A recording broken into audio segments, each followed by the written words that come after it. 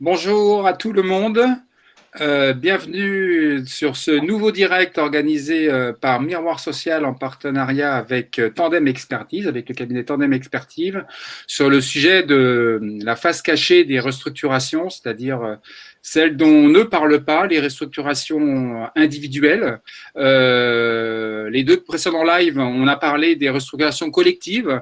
Et là, cette fois, on va parler des restructurations là, cette phase cachée, donc c'est-à-dire des départs, les démissions, les départs à la retraite non remplacés, les fins d'intérim, les fins de contrat en CDD, les licenciements pour faute, pour insuffisance professionnelle, tout ça participe à créer les conditions de restructuration permanente. Et le sujet de cette heure et demie, c'est de voir dans quelle mesure, quelles capacités ont les élus pour peser sur ce phénomène qui est loin d'être neutre, hein, et donc qui est vraiment très prégnant, hein. Moi, j'en veux pour preuve sur Miroir Social récemment. Enfin, par exemple, les listes noires, entre guillemets, qui circulent dans certaines entreprises de salariés à faire sortir, avec des tableaux très bien structurés sur où on en est dans le process, les opportunités, la voie qui est privilégiée pour accompagner la personne gentiment vers la sortie. Et tout ça se fait quand même avec une certaine forme de... Voilà, les risques sont tout de même limités avec des simples rappels à l'ordre à la loi de la CNIL. Et nous, récemment, sur Miroir Social, on a traité le sujet de Socotec, hein, où il y a une liste qui a été mise à jour par la CGT de 110 personnes qui devaient quitter l'entreprise, des formes diverses et variées, avec des commentaires pour le moins parfois complètement hors sujet. Voilà. Donc, Julien, merci à toi en tant que Tandem Expertise de parrainer cette journée. Vous êtes beaucoup à participer. Donc, écoutez, n'hésitez pas à profiter du chat pour rebondir, partager aussi vos expériences, hein, par rapport à ce que vous entendez, peut-être et donner des pistes d'action pour d'autres. Voilà. Si vous voulez plus formaliser votre question, vous pouvez la faire dans la rubrique questions. N'hésitez pas. Et avant de passer la parole à Julien, merci à Waiba, Kerzi, toi tu représentes la CGT intérim, Frédéric Guionnet, tu représentes la CFE-CGC, le SNB CFE-CGC du secteur bancaire, Anousoun je prononce bien? Nous sommes, oui, c'est bon. Excuse-moi, à nous sommes, donc toi, tu représentes Sud PTT et du côté de Mobitel. Tu vas nous éclairer le cas Mobitel. Emmanuel Andreu, bonjour à toi. Donc tu es de Tandem Expertise et merci à toi parce que tu vas justement participer à la régulation, à la canalisation du chat, faire remonter un peu nous donner un peu la température du chat et un peu dans quelle mesure il y a matière à rebondir par rapport à ce qui se dira dans le chat. Et on attend Annie Jolivet, qui va nous rejoindre, qui est donc chercheuse au CET et qui est CREAPT et qui va nous rejoindre, et je vais m'occuper de ça pour qu'elle nous rejoigne. Voilà. Julien, je te passe la parole sur un peu pourquoi tu as souhaité porter ce sujet-là et sur cet angle, et pour poser le sujet, avant de lancer les témoignages, un peu le constat que tu fais. Bonjour à tous déjà. Merci Rodolphe pour l'organisation de ce webinaire qui effectivement est sur un thème qui nous tient quand même beaucoup à cœur à Tandem Expertise, parce que c'est des sujets sur lesquels on est régulièrement alerté, hein, dans le cadre de nos différentes interventions que l'on mène pour les CSE, puisque nous intervenons pour les CSE dans le cadre des consultations récurrentes, évidemment dans des situations peut-être parfois plus compliquées, du type PSE ou dispositifs de réalisation aujourd'hui, que ce soit RCC, rupture conventionnelle collective, accord performance collective, etc., ou le dernier né d'activité partielle de longue durée. Mais disons qu'on intervient régulièrement sur cette thématique au sein des entreprises, et c'est vrai qu'on voulait quand même, autour de ce webinaire, pouvoir mettre l'accent sur quelques aspects peut-être qui sont aujourd'hui peut-être un peu moins mis en avant dans le cadre de ce contexte de crise économique, sociale évidemment, sanitaire, sociale, et économique qui est aujourd'hui à l'avant. Donc, on voulait évidemment, à travers ce webinaire, peut-être mettre quelques points en avant autour de ces fameuses réorganisations silencieuses qui ne disent pas leur nom, mais qui se produisent un peu au fil de l'eau au quotidien dans les entreprises.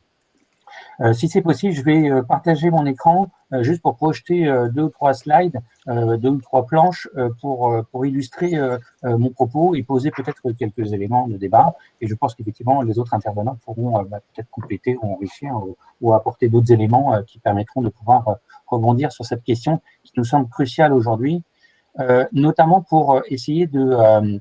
alors, attendez, je vais partager mon écran.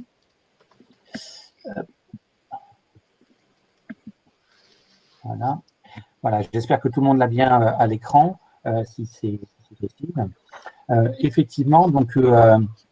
voilà, donc je voulais vous présenter juste un ou deux éléments, notamment pour resituer cette question des organisations silencieuses ou cachées que l'on évoque, et notamment à travers un premier point qui consiste à identifier quand on regarde les entrées à Pôle emploi, et c'est un sujet qui est pas toujours très connu comme thématique, et pourtant il est malgré tout, j'ai envie de dire, historique, hein, qui est inscrit vraiment dans le temps sur cette dimension-là, c'est le nombre d'entrées à Pôle emploi de personnes qui sont licenciées économiques.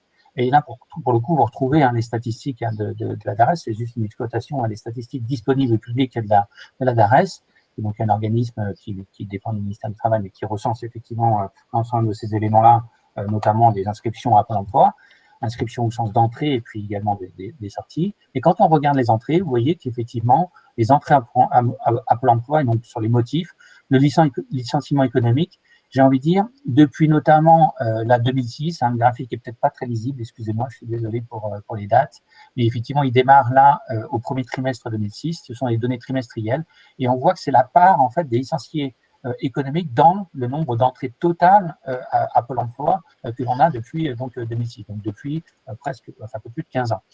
Vous voyez que finalement cette part est entre guillemets limitée à 2 à 2,5%, notamment depuis finalement l'après-crise de 2008-2009. Était environ à 4% antérieurement, et aujourd'hui c'est plutôt proche de 2%, 2,5%. Même si on peut constater sur la courbe, là sur les derniers, malheureusement sur 2021, on voit que cette petite proportion a tendance à se relever légèrement, puisque évidemment il y a quand même plus d'organisations. Donc, ce que je voulais illustrer ici, c'est que effectivement, les réorganisations collectives sont médiatiques. On en parle à nombreuses reprises. Et évidemment, c'est important et c'est de plus en plus important, notamment. On le constate, il y a de plus en plus de PSE en bonne et due forme. Ils ont été multipliés par 2,5 à 3 depuis, par rapport en tout cas à l'exercice antérieur, 2019. Le nombre de personnes impactées est significatif, et plus significatif. Mais malgré tout, ce que je voulais quand même signifier, c'est qu'il fallait relativiser l'impact de ces situations économique par rapport à l'ensemble des gens qui sont donc impactés sur Pôle emploi.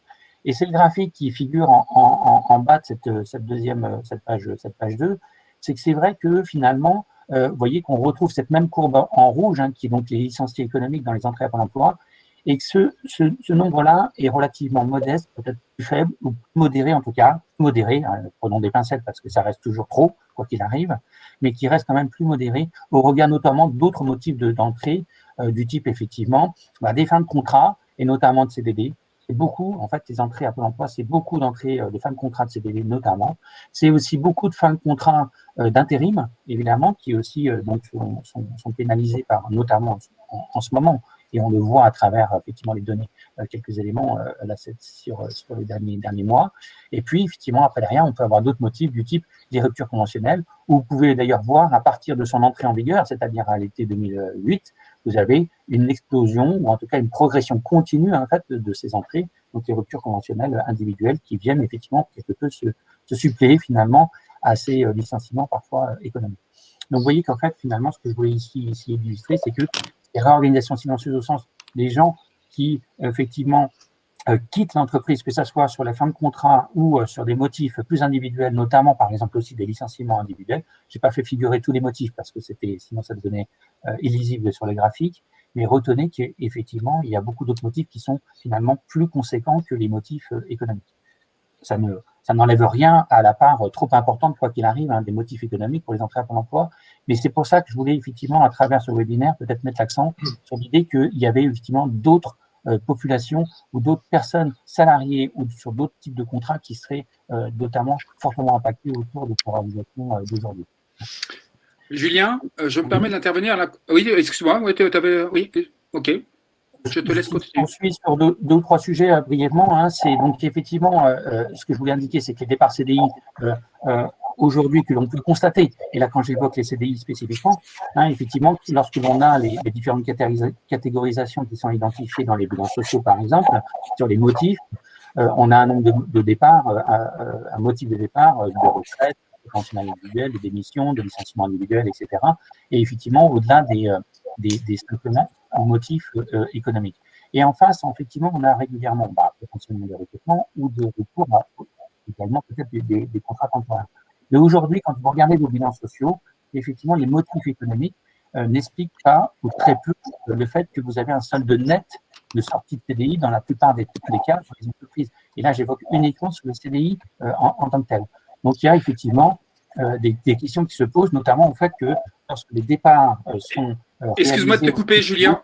Je me permets d'intervenir. Est-ce que simplement, il y a les personnes qui ne parlent pas, enfin, Annie, welcome, bienvenue. Si vous pouvez simplement couper vos micros pendant parce qu'il y a des bruits de fond, je me permets. Et vous avez un petit bouton pour couper vos micros. Voilà, ça sera parfait. Mais, désolé, Julien. Vas-y. C'est plus simple pour tout le monde d'entendre correctement les propos, c'est très bien. Voilà, donc ce que je voulais illustrer ici, c'est qu'effectivement, on a la question des départs, certes, mais la question des départs surtout non remplacés qui pose question. Et là j'évoque effectivement notamment beaucoup par rapport au CDI, c'est d'identifier lorsqu'il y a des départs qui ne sont pas remplacés. Et à un moment ou à un autre, ces départs non remplacés correspondent à des suppressions de postes. Et cette question des suppressions de postes devient majeure quand justement, en fait, elle se fait un peu au fil de l'eau, sans être clairement identifié et que l'on constate a posteriori que ce volume de suppression de postes, finalement, est important. Et lieu, entre guillemets, information, compensation au sens d'une réalité et d'une présentation claire sur la manière dont ces suppressions de postes allaient s'organiser au sein des entreprises. À savoir, effectivement, comment derrière on a une répartition potentiellement de la charge de travail, parce que quand vous avez une personne qui part, en face, c'est pas pour autant que l'activité qui correspondait que réalisait cette personne disparaît pour autant. Loin de là, elle est souvent ou parfois, en tout cas, réaffectée. Alors d'une certaine manière, on peut avoir des effets effectivement parfois technologiques qui peuvent modifier les sujets, mais fondamentalement, la plupart du temps, en fait, on a une réorganisation par rapport aux effectifs qui restent, ce qui se fait un petit peu au fil de l'eau, sans qu'elle soit réellement discutée, échangée, mesurée, avec du coup, on mesure des effets et des conséquences importantes, notamment par rapport à ces questions de charge de travail. Si je finis juste un ou deux points sur mes propos, ce que je voulais indiquer là, c'est que j'évoquais les CDI, et c'est vrai que dans l'entreprise où le motif du recours du contrat de travail au CDI reste encore, en France en tout cas majoritaire, puisque je crois que c'est à peu près de l'ordre de 80% des emplois en CDI, mais malgré tout, ce qui fait ces mouvements, notamment d'entrée-sortie, à point de fois beaucoup, c'est tous ces…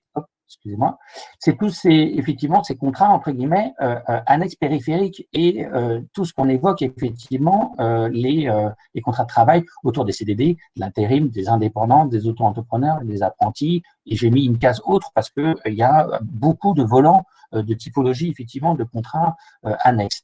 Et c'est à notre sens, en tout cas, le point qu'on voulait ici identifier, c'est qu'aujourd'hui, notamment dans le cadre de ce contexte de crise, ce sont l'ensemble de ces contrats périphériques qui ont été les premiers à subir les effets de la crise. C'est-à-dire qu'effectivement, quand on arrête un contrat, on ne renouvelle pas un contrat de CDD, quand on arrête un contrat d'intérim, quand on arrête effectivement d'avoir recours à différents sous-traitants à travers les indépendants, quand on arrête effectivement de solliciter des auto-entrepreneurs parce que ça se produit de plus en plus, on a quand même malgré tout une forme un peu de précarisation des emplois. Donc, ces métiers ou ces contrats périphériques sont de plus en plus conséquents malgré tout.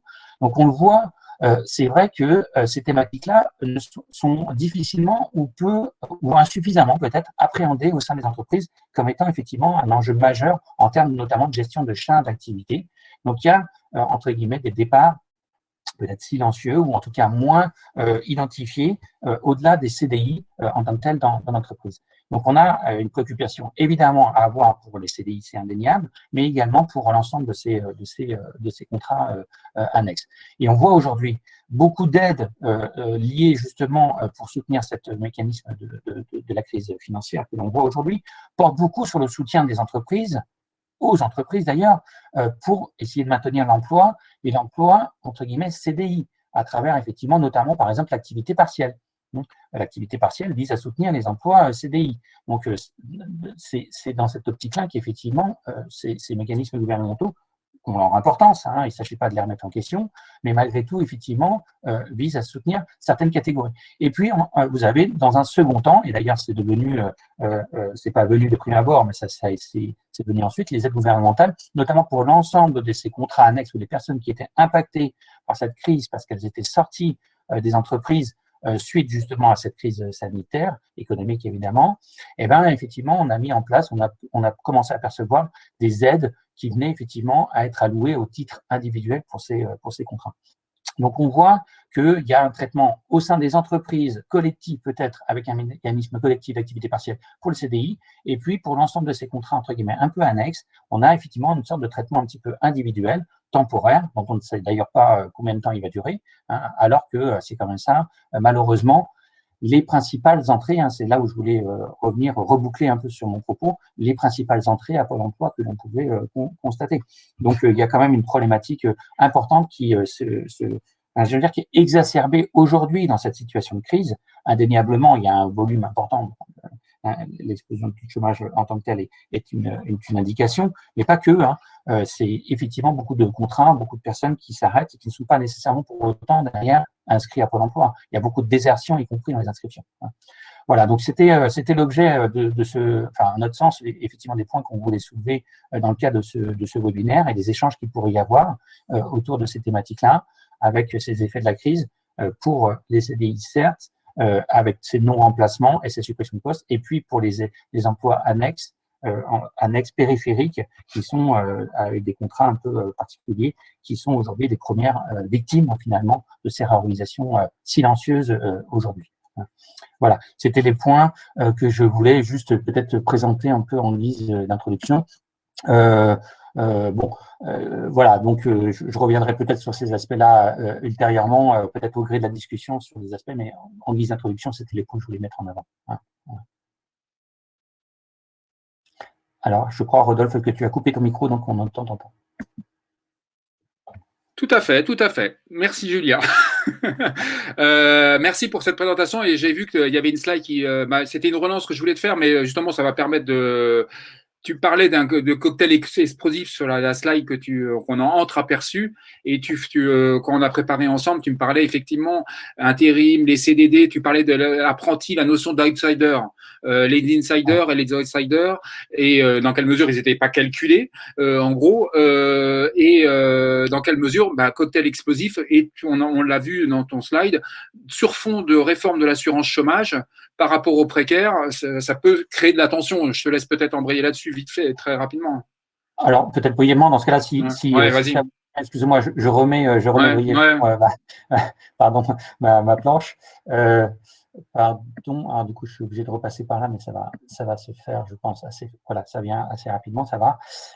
Voilà, j'avais juste une petite planche là-dessus pour illustrer effectivement ce que tu évoques, Rodolphe, parce que c'est un peu le constat qui nous est amené à faire, mais on n'est pas les seuls, hein, évidemment, à faire ce constat, c'est qu'à notre sens, aujourd'hui, en fait, si vous voulez, par rapport à cette situation de crise, ça vient mettre en avant et mettre en exergue beaucoup de choses qui sont structurelles, finalement, depuis déjà quelques temps. Et on revient sur l'idée que, notamment peut-être par rapport à un virage qui a peut-être été pris dans le cadre des ordonnances Macron, qui sont sorties notamment autour du travail, la réforme du travail, en septembre 2017. Donc, c'est pas si ancien que ça, mais on a quand même effectivement aujourd'hui 2 ans et demi à peu près de recul sur ces thématiques-là. Qu'est-ce qu'on a eu? L'objectif, lorsque ces ordonnances Macron ont été présentées, c'était de pouvoir avoir, entre guillemets, une sorte de deal, même si chacun n'a peut-être pas forcément une mot d'ordre pour discuter de ce deal, mais néanmoins, c'était ça qui prévalait, consistait à dire on va accroître la flexibilité au sein des entreprises pour pouvoir faciliter, entre guillemets, les modalités de séparation par rapport aux effectifs, aux ruptures de contrat, donc cette fameuse flexibilité qui pouvait être accrue. Et puis, en parallèle, en tout cas, c'était ce qu'avait présenté ou promu le gouvernement, le président Macron, sur l'idée que ça serait renforcé par une sécurisation, une sécurité plus importante, donc qui permettait d'avoir des filets de sécurité pour les personnes qui étaient impactées par cette flexibilité accrue. Donc ce fameux modèle de la flexi-sécurité, un mélange de flexibilité d'entreprise et puis un rôle de filet de sécurité. Or, ce que l'on constate aujourd'hui, c'est que finalement cette flexibilité accrue, indéniablement, elle a eu lieu. Indéniablement, elle a eu lieu avec des dispositifs, notamment collectifs, que l'on a à travers la mise en place de la rupture conventionnelle collective ou l'accord de performance collective, qui sont deux dispositifs qui sont nés dans le cadre des ordonnances Macron, qui visent à faciliter les réorganisations en tout genre, y compris qui génèrent des suppressions de postes potentiellement pour la rupture conventionnelle et collective, à travers notamment des notions de départ volontaire. Et je rappelle, un départ volontaire, s'il n'est pas remplacé, ça reste une suppression de poste. Bien sûr que pour la personne à titre individuel, peut-être que c'est vécu peut-être comme moins douloureux, néanmoins pour l'entreprise et pour les personnes qui restent dans l'entreprise, ça reste très compliqué puisqu'il y a quand même un poste qui est supprimé. Et donc, il y a une répartition potentiellement de charges de travail qui se pose. Donc, ça reste une question. Puis, un poste qui est supprimé, c'est une personne de moins qui est sur le marché du travail qui pourrait se positionner sur ce poste également. Donc, c'est pour ça qu'on a des incidences indirectes. C'est pas forcément un Eldorado, cette question de la rupture conventionnelle collective. Mais sans rentrer trop dans le détail de ces dispositifs collectifs, mais ça reste un enjeu important. Donc, il y avait bien cette flexibilité accrue. On a effectivement aujourd'hui, c'est ce qu'on constate depuis de nombreuses années, mais j'irai a fortiori dans le cadre de la crise, ce que j'évoquais, les départs de CDI non remplacés. Et puis, il y a donc cette question de la précarisation d'un certain nombre d'emplois. Et à notre sens, il y a aujourd'hui, malgré tout, une notion de prévention des risques sur la santé et les conditions de travail qui est assez malmenée. Et d'ailleurs, la question notamment de la aujourd'hui réforme qui est aujourd'hui en cours, la loi sur la santé au travail, qui a été effectivement présentée dans le cadre présente un certain nombre de lacunes, malheureusement. Mais bon, après, tout ne peut pas être pris en compte nécessairement, mais malgré tout, ça présente effectivement un certain nombre de lacunes. Donc, cette question de la santé et de la condition de travail sont des points qui figurent aujourd'hui dans cette notion de flexibilité accrue.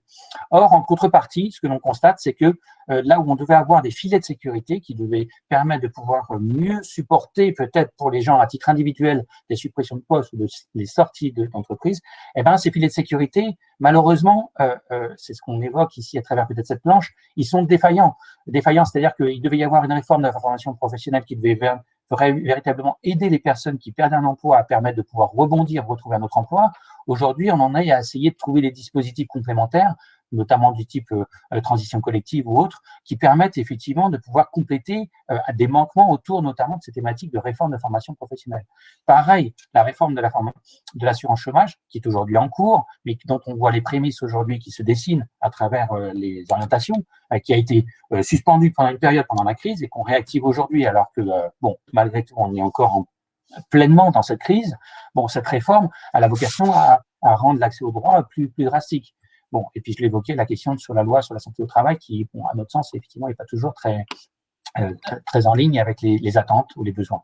Donc, vous voyez que c'est en fait cette flexibilité accrue et une sécurité qu'on estime peut-être défaillante. Ce modèle qui avait été présenté finalement en septembre 2017 par le président Macron, aujourd'hui, donne lieu à, malgré tout, un cocktail que l'on pourrait caractériser comme un peu explosif socialement, parce que ces éléments-là sont de nature à rendre les choses encore plus difficiles qu'elles ne le sont à travers ces mécanismes de crise. Donc, ça vient démultiplier finalement ces effets très tendus, très difficiles pour ces éléments-là. Donc, évidemment, quel modèle social d'aujourd'hui pour quel monde du travail d'après, puisque c'était des sujets qui étaient évoqués, mais j'ai envie de dire même le monde du travail d'après ou de maintenant, qui doit être abordé. Parfait. Julien, juste, je t'interromps. Beaucoup de commentaires et en tout cas de réactivité dans le chat. J'ai noté deux questions peut-être pour lesquelles toi, tu as une visibilité. Est-ce que, par exemple, dans le cadre de toutes les ruptures conventionnelles dont tu as parlé, là, cet élément nouveau, enfin, si on regarde les années précédentes, est-ce qu'on a une visibilité sur les âges des ruptures conventionnelles constatées au niveau des entrées à Pôle emploi? Ça, c'est une des premières questions. Et après, une autre posait la question sur est-ce que les IRP ont-elles une information sur le recours aux auto-entrepreneurs qui peut effectivement intervenir une fois qu'on s'est séparé des salariés, proposer dans le cadre de cette rupture de l'auto-entrepreneuriat et donc quelque part un travail un peu déguisé qui reviendrait à peu près à externaliser ce salariat CDI. Alors, je par contre, rapidement, Julien, parce que… Oui, et c'était juste ça, c'était pour réagir. Il y a d'autres intervenants, mais effectivement, Bon, sur le premier point, c'était, excuse-moi Emmanuel, sur. Est-ce qu'on a une visibilité sur les ruptures conventionnelles quand on est sur l'âge, Là, effectivement, pareil, je fais une réponse très rapide, mais c'est pareil sur le site internet de la DARES, hein, qui est effectivement donc dépendant du ministère de l'Emploi. Vous avez effectivement de nombreuses études hein, qui sont menées. Enfin, je dis la DARES, mais excusez-moi, Madame Jolivet, mais je pense qu'effectivement peut-être c'est des sujets que probablement vous avez peut-être aussi étudié ou travaillé sur ces points-là.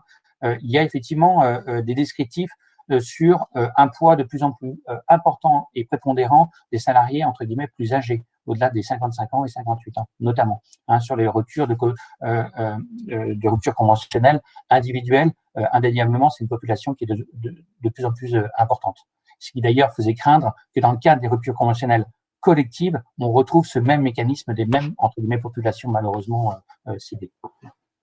Pour les auto-entrepreneurs, je reviendrai sur un ou deux points peut-être ultérieurement, notamment sur la question des moyens à disposition, peut-être aujourd'hui des CSE, pour pouvoir essayer de rebondir face à ces constats. Oui, parce que tout à fait. Merci Julien et merci Emmanuel d'avoir remonté ces questions. Mais effectivement, là, Julien, tu as posé le constat et effectivement dans le chat, effectivement, l'idée de notre rencontre, de notre échange, c'est aussi de voir un peu par rapport à ce constat, comment on peut agir. Hein, c'est aussi un peu l'idée. Donc, parole à Wahiba Kerzi. Wahiba, bonjour. Si tu veux déconnecter ton micro. Voilà, merci, parfait. Bonjour Rodolphe, bonjour à toutes et à tous. Voilà, donc Wahiba, bonjour à toi. Donc merci d'intervenir. Donc tu es représentante de la CGT Intérim. Tu es administratif au nom de la CGT au FAST TT, qui est l'organisme d'action sociale pour les intérimaires. Et je vais commencer là-dessus. Donc Julien parlait des outsiders. Et ben toi, tu représentes l'intérim. Et actuellement, l'intérim, c'est vraiment la variable d'ajustement. Enfin, c'est historique, mais bon, encore peut-être plus encore dans le contexte actuel, et donc ton regard est pour le moins intéressant, d'autant plus que par exemple, et c'est symptomatique quelque part, au FAST TT, donc l'organisme qui est en charge de l'action sociale auprès des intérimaires, c'est un organisme paritaire, tu es la seule représentante des intérimaires, parce que les autres organisations syndicales ont leurs représentants, ce sont des directeurs d'agence, des grands groupes d'intérim, des directeurs régionaux, commerciaux, etc. Mais les intérimaires, on les cherche. Donc, par rapport à ça, qu'est-ce que ça t'amène sur la capacité du syndicalisme, en l'occurrence toi, CGT, à porter vraiment la parole des intérimaires et la protection qui leur est due. Sujet très très vaste. Moi-même, je suis salariée intérimaire et salariée intérimaire depuis de très très longues années. Je pensais retrouver, je vais juste 30 secondes, suite à un licenciement économique dans les années 90, au tout début des années 90, je pensais retrouver un travail très rapidement, mais étant autodidacte et n'ayant pas de diplôme, je ne l'ai pas retrouvé. Donc, automatiquement, je suis partie dans l'intérim et j'ai enchaîné des missions, puis systématiquement, j'ai enchaîné des missions auprès d'entreprises utilisatrices qui étaient satisfaites de mon travail. Après, je me suis présentée aux élections et voilà le fait de mon engagement au sein de la CGT en tant que représentante du personnel. Effectivement, au FAST, qui est le Fonds d'action sociale du travail temporaire, c'est une instance paritaire qui doit, cette instance, son objectif, c'est d'améliorer le statut précaire de l'intérimaire, notamment sur certains aspects tels que le logement, tels que l'accès au crédit, tels que aussi les difficultés financières et les difficultés en lien des aléas de la vie. Effectivement, au sein de cette instance, je suis la seule intérimaire. Pour autant, les autres organisations syndicales, elles sont, je trouve pas le mot, je vais pas répondre objectivement parce que chaque organisation syndicale est libre et indépendante de mandater ou de désigner au sein de chaque instance paritaire ses propres mandants, donc ses propres mandataires. Donc pour la CGT, ce sont les intérimaires parce qu'on connaît très bien le problème, on est sur le terrain, on connaît les problématiques des salariés intérimaires, de leur précarité et de leurs difficultés au quotidien. Donc voilà la raison pour laquelle, et je connais très bien les problématiques des intérimaires, surtout, et ce quel que soit l'endroit où ils travaillent. Je peux parler des aéroports, comme je peux parler des grands groupes au sein de PSA ou d'EDF ou de GDF ou autres. Donc vraiment, on connaît très bien la problématique des intérimaires. Alors justement, Wahiba, par rapport à ça, quelles sont tes relations? Parce que quand on a préparé l'entretien, tu me disais, il peut arriver que les intérimaires, ils soient considérés comme la 5e roue du carrosse.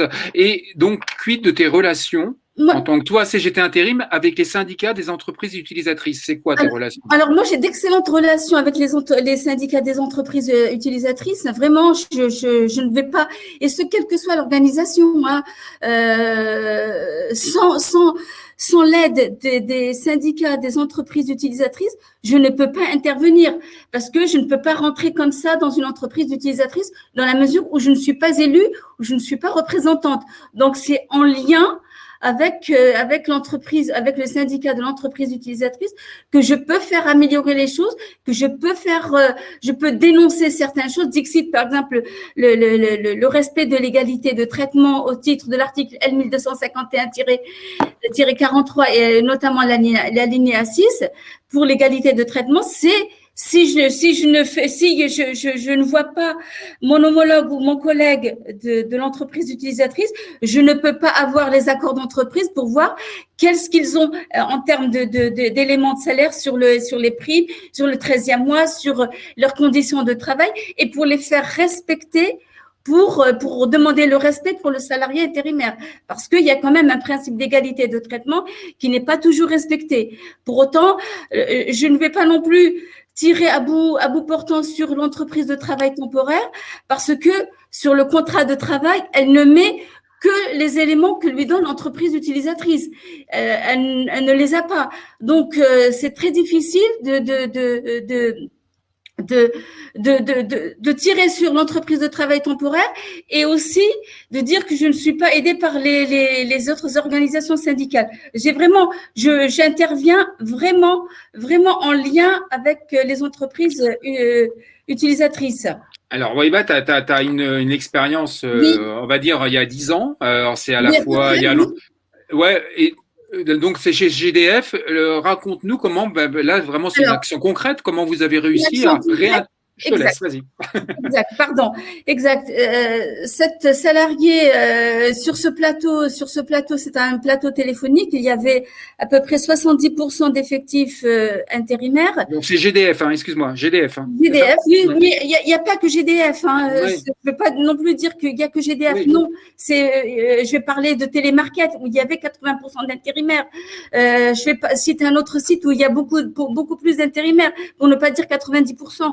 Donc vraiment, et cette salariée, elle a pris son poste à 9h du matin, 9h15, le responsable de l'agence l'appelle et lui dit de quitter son poste, mais elle comprenait pas pourquoi est-ce qu'elle devait quitter son poste.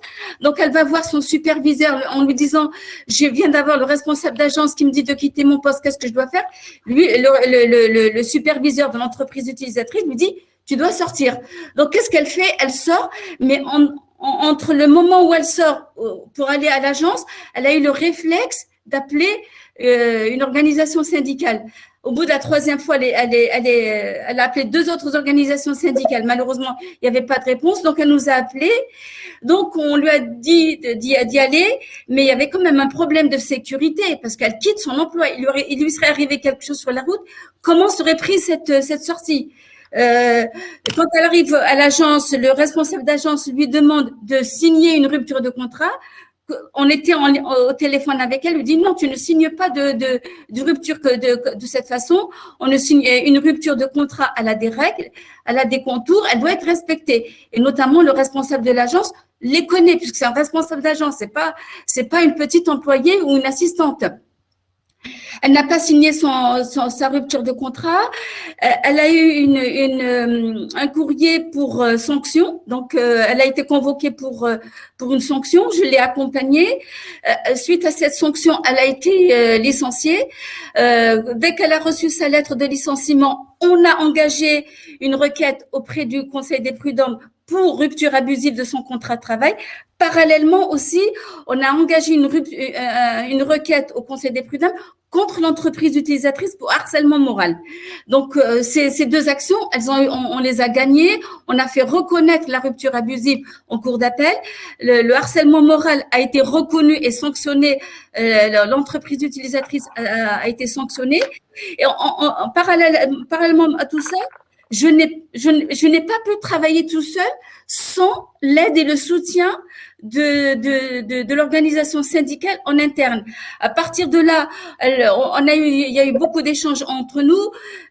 J'ai posé un certain nombre de questions en réunion des délégués du personnel au sein de l'ETT où je suis élue.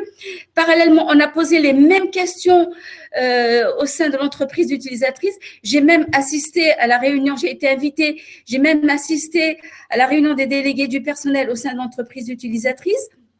Et c'est là qu'on s'est aperçu que les droits des intérimaires, de tous les intérimaires qui étaient sur place, n'étaient pas respectés, tant pour le salaire, tant pour les primes, le 13e mois, les journées nationales, parce qu'il y a quand même certains aspects propres à chaque entreprise utilisatrice.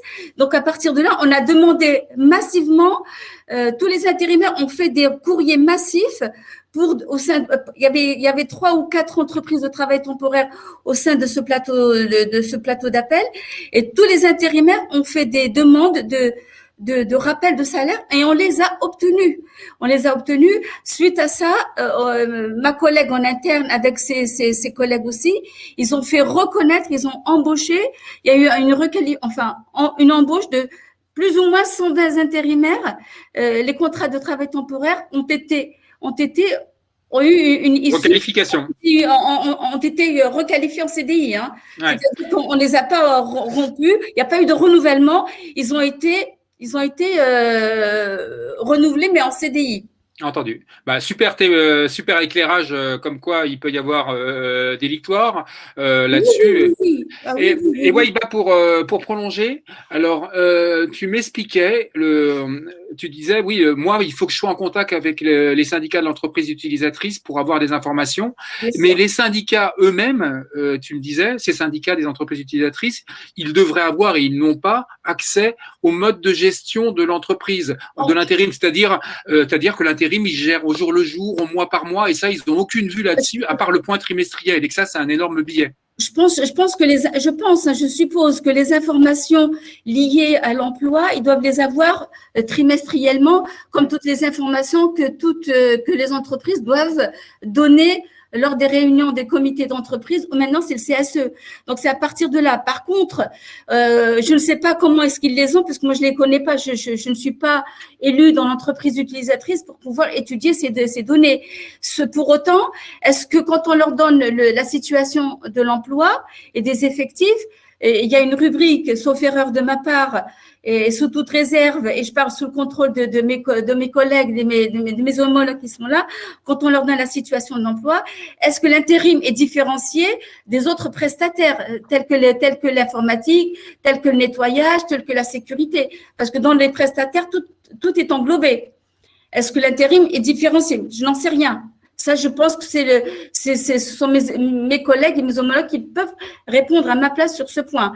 Mais pour autant, je ne peux pas intervenir au sein de l'entreprise utilisatrice sans l'aide de mes collègues pour faire valoir le droit et le respect des droits des salariés intérimaires. J'ai besoin d'être soutenue par mes collègues, ne serait-ce que pour avoir des accords d'entreprise, pour voir si la rémunération et toutes les composantes sont respectées.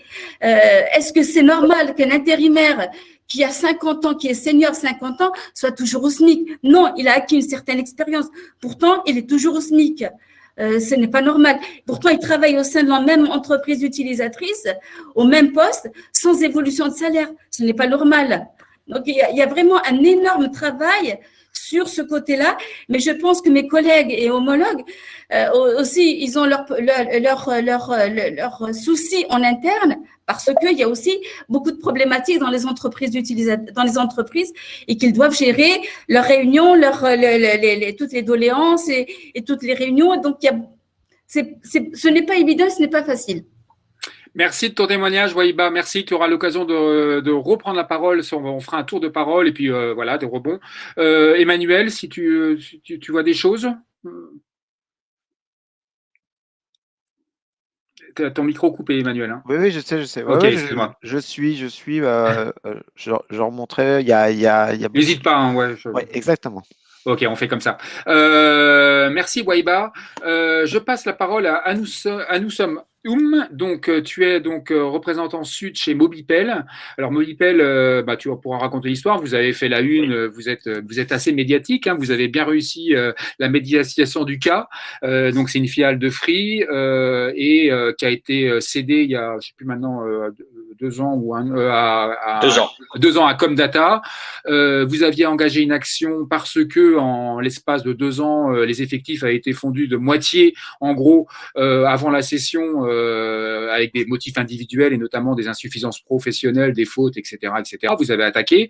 Vous venez de gagner à la fin de l'année dernière, 2020, sur le délit d'entrave, mais entre guillemets, je vais dire, c'est une victoire à la Pyrrhus, entre guillemets, puisque les salariés licenciés, il n'y a pas eu de requalification là pour le coup, il n'y a pas de réintégration. Ils ont eu, tu pourras nous raconter peut-être une transaction qui font qu'ils n'ont pas été au prud'homme pour demander quelque chose et que le phénomène continue dans le cadre de Mobipel. Donc, et vous parlez de défaisance sociale, votre avocat en tout cas parle de ça.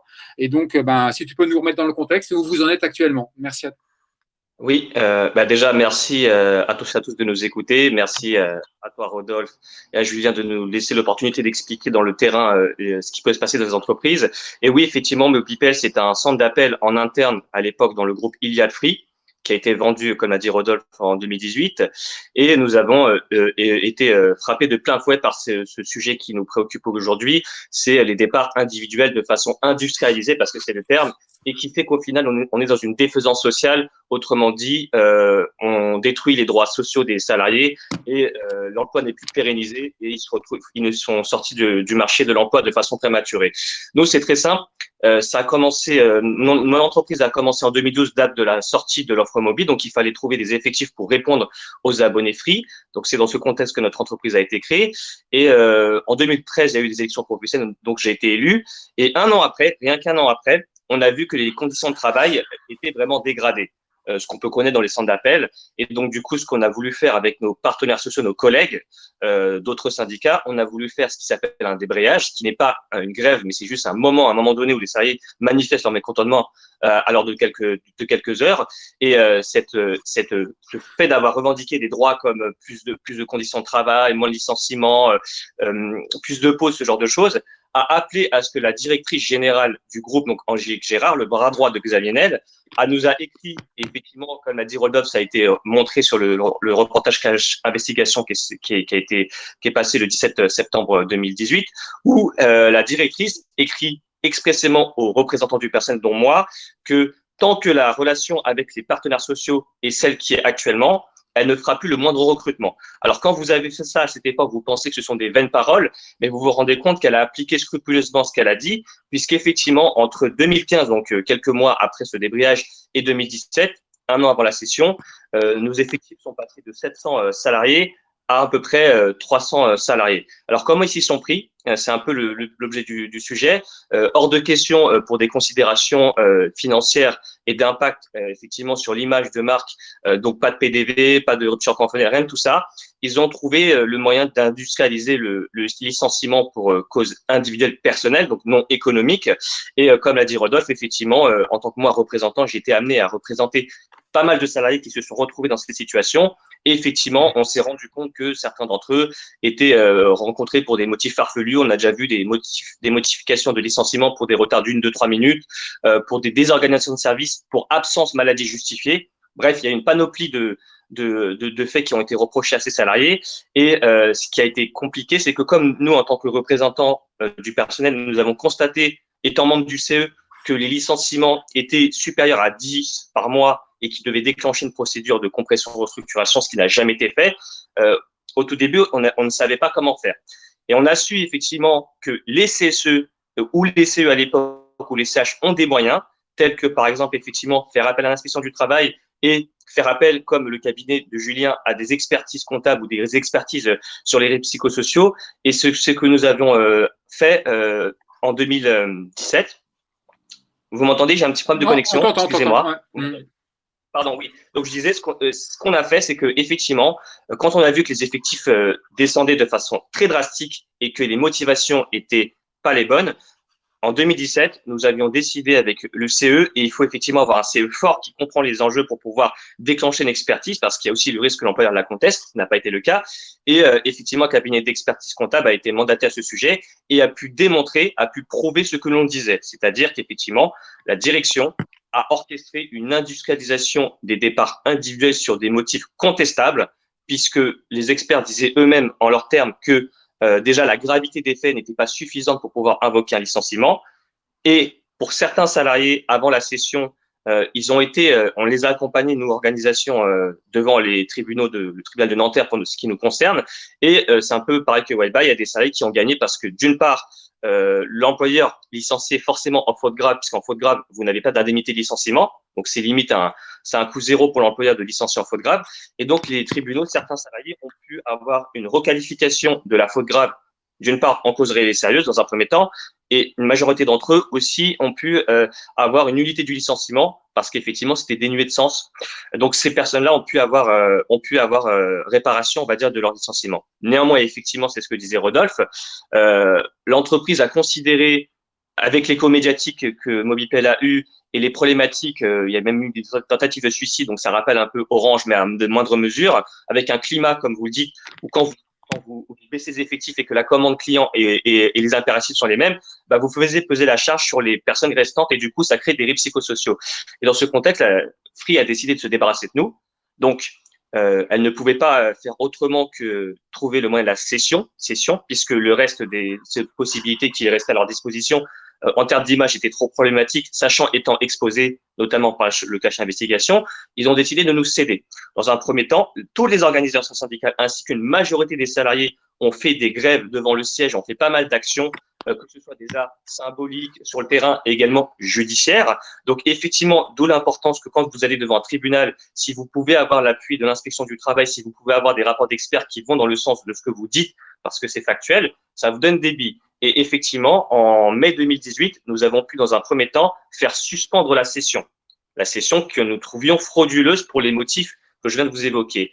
Sauf que ce qui s'est passé, effectivement, Rodolphe a raison, c'est une écueil qu'on peut constater, c'est que quand vous avez des grands groupes qui ont des moyens financiers presque illimités pour gérer des problématiques sociaux, ben, ils ont réussi, après cette session, cette suspension de session, de trouver un moyen de faire ce qui s'appelle des protocoles transactionnels d'accord, qui permet à ce que soit une organisation syndicale, soit une instance représentative du personnel ou chaque salarié individuellement accepte de renoncer à leur droit d'ester en justice en contrepartie financière. Et effectivement, sur ces protocoles d'accord transactionnels que moi, à titre personnel, je n'ai pas signé par conviction personnelle, vous avez des clauses qui précisent bien que vous ne pouvez, que ce soit maintenant, plus tard, dans le futur, d'une manière ou d'une autre, que vous soyez dans l'entreprise ou pas, vous ne pouvez plus saisir les juridictions compétentes pour pouvoir faire reconnaître un licenciement abusif ou que sais-je.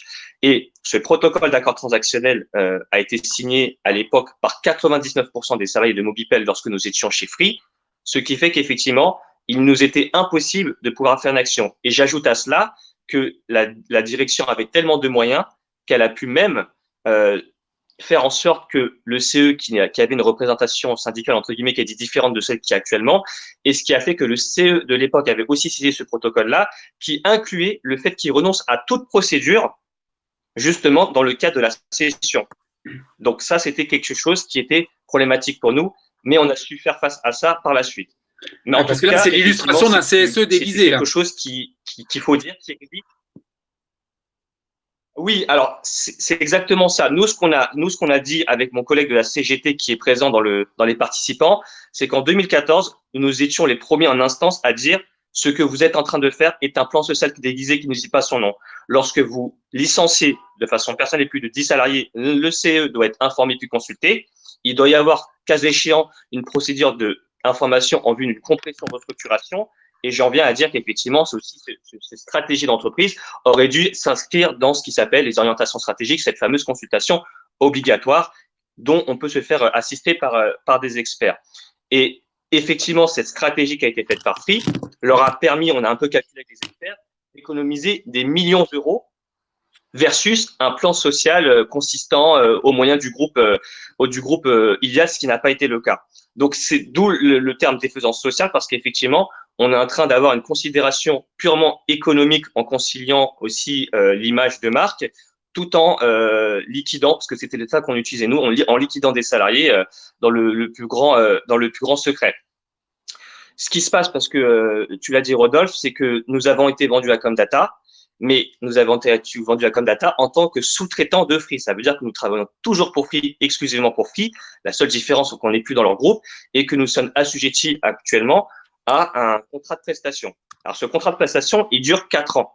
Sauf que, de la même manière que nous l'avons fait quelques années en arrière, la représentation syndicale, puisque les élections ont lieu il y a 1 an, donc on est entre guillemets majoritaire, ce qui nous permet aujourd'hui, et c'est l'un des leviers que les CSE doivent entreprendre, c'est que lorsqu'ils estiment qu'ils n'ont pas d'informations suffisantes de leur direction, parce qu'ils peuvent dire beaucoup de choses mais qui sont fausses, c'est d'être proactif lorsqu'il y a des consultations récurrentes où il peut y avoir l'assistant d'un cabinet d'expertise, de le faire. Ce que nous avons fait régulièrement. Ce qui s'est passé, c'est que par contre, notre direction a voulu entraver l'action des experts comptables, alors qu'ils ont les mêmes pouvoirs qu'un commissaire en compte, ce qui nous a contraint à aller, et tu en parlais rapidement tout à l'heure, Rodolphe, d'aller en justice pour récupérer les documents qui nous ont, pour que le CSE ait un avis éclairé. Le but du CSE, c'est d'avoir un avis éclairé et de voir proposer des stratégies alternatives si on considère que la stratégie de l'entreprise est antisociale, par exemple. Et effectivement, l'inspection du travail, dans notre cas, celle qui avait géré le cas Free, entre guillemets, a été très proactive, avait fait à l'époque, ayant les documents de baisse des effectifs, a fait un signalement au procureur de la République, ce qui est relativement rare. Et c'est grâce à ce signalement qui a été pris par le procureur de Nanterre à l'époque, qui a permis à ce que Free puisse être entendu et être auditionné, ses dirigeants à tout le moins, pour pouvoir répondre de comment avez-vous pu faire ça, quels sont vos arguments. Et je vous avouerai que les arguments à l'époque étaient assez ubuesques et assez choquants, puisque notre centre était à Colombes, en région parisienne, dans les Hauts-de-Seine. Et l'un des arguments de la direction, c'est on a du mal à recruter à cause des syndicats, à cause de l'image qu'ils nous font. Et ce qui a été beaucoup plus choquant, et c'est effectivement un aspect social qui est vraiment très, très problématique, c'est qu'on a considéré que les gens qui étaient recrutés, le bassin d'emploi de notre entreprise, c'était des gens de cité.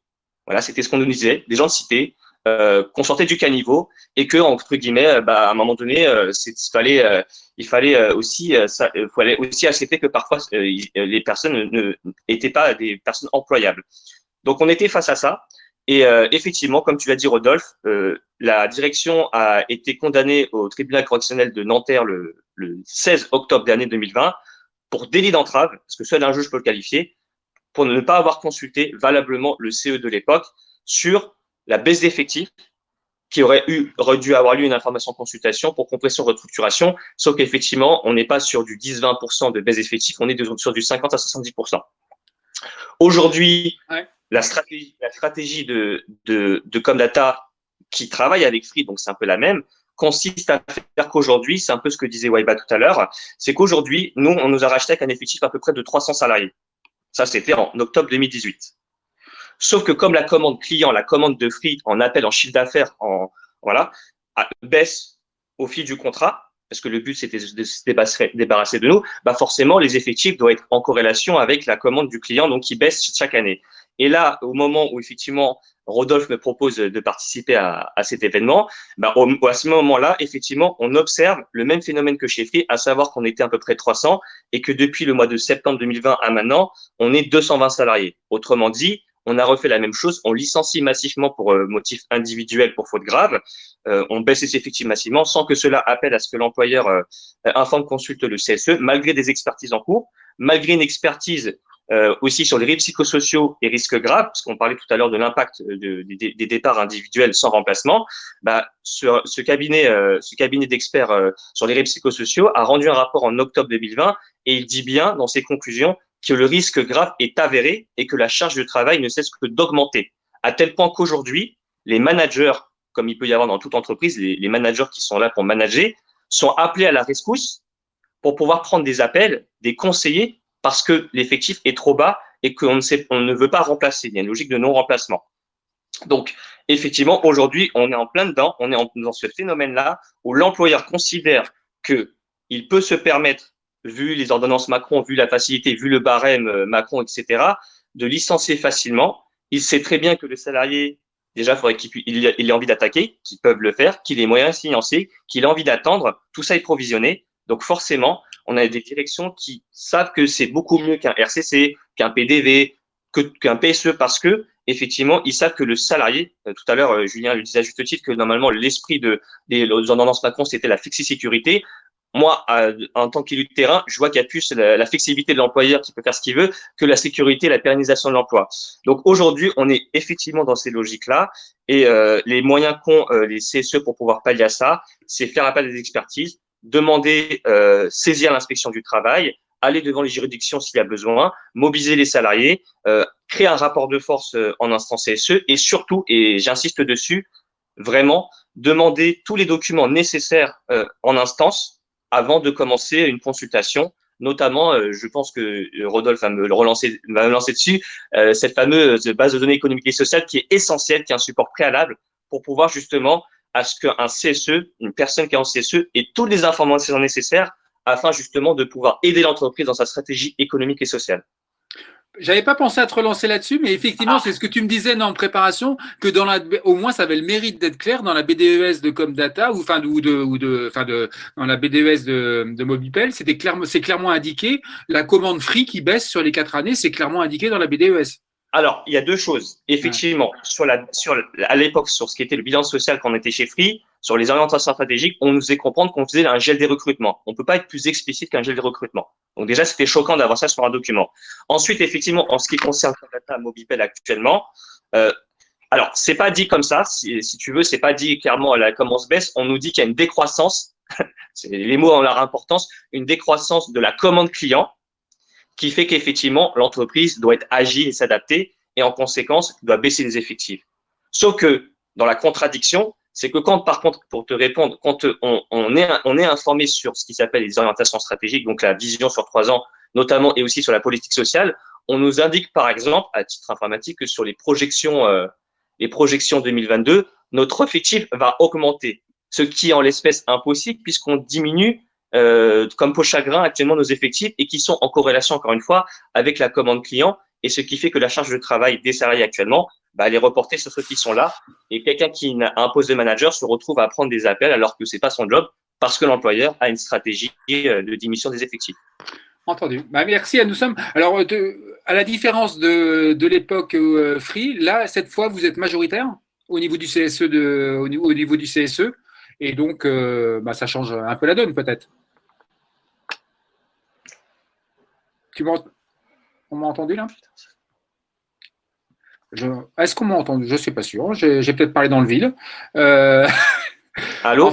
Ouais, nous sommes. Vous m'entendez, ça a coupé, excusez-moi, je suis désolé. Non, pas de problème. Je te relançais très rapidement sur le fait que maintenant vous êtes majoritaire et que la donne, ça va peut-être faire changer la donne. Je n'entends plus Rodolphe. Ouais, alors attends, je regarde. Non, ton micro normalement doit fonctionner. Vous m'entendez? Non, on t'entend plus. Enfin, oui, on t'entend. Oui, on t'entend. Excuse-moi. Ok, désolé, je pense que Rodolphe me posait une question, mais j'ai plus de. Je l'entends plus. C'est moi qui dis jongle parce qu'en fait, on t'entend. Formulé, je suis désolé. Ça a coupé à ce moment-là. Tu m'entends là? Non. Bon. On reviendra vers toi un peu plus prochainement. Je ne sais pas si vous entendez ou vous voyez Rodolphe, mais moi je ne le vois plus. Je ne sais plus quelle question il voulait me poser. Je suis vraiment désolé. Alors attends, je vais couper ton micro. Hop. Et excusez-moi. Hein. Est-ce que vous m'entendez là? Julien, on t'entend. Ah, alors, du coup, peut-être qu'il y a un problème avec Rodolphe. Donc, du coup, si je peux. Non, Julien. Excuse-moi, Julien. On m'entend pas là? Si. Enfin, moi, je t'entends aussi. Excusez-moi un peu. Julien, oui, mais moi, je n'entends pas, mais je t'entends, Julien. Si tu peux relayer la question, je pourrais répondre, il n'y a pas de problème. Non, parce que excusez-moi, le temps tourne. La question de Rodolphe portait sur le fait qu'aujourd'hui, tu sois devenu majoritaire au sein de son CSE et que peut-être, effectivement, ça pouvait aussi peut-être avoir pesé et changé la donne par rapport, en tout cas, au démarrage des procédures. C'est une très bonne question et c'est une question à ne pas négliger, entre guillemets, lorsque vous êtes dans un CSE ou dans une instance représentative. La représentation syndicale, et je ne parle pas d'étiquette ou d'idéologie, mais simplement si vous avez un CSE où vous êtes, entre guillemets, majoritaire dans les votes qui permet justement de déclencher des actions, parce qu'il faut aussi se rendre compte qu'on a des moyens d'action, les CSE, c'est une place importante.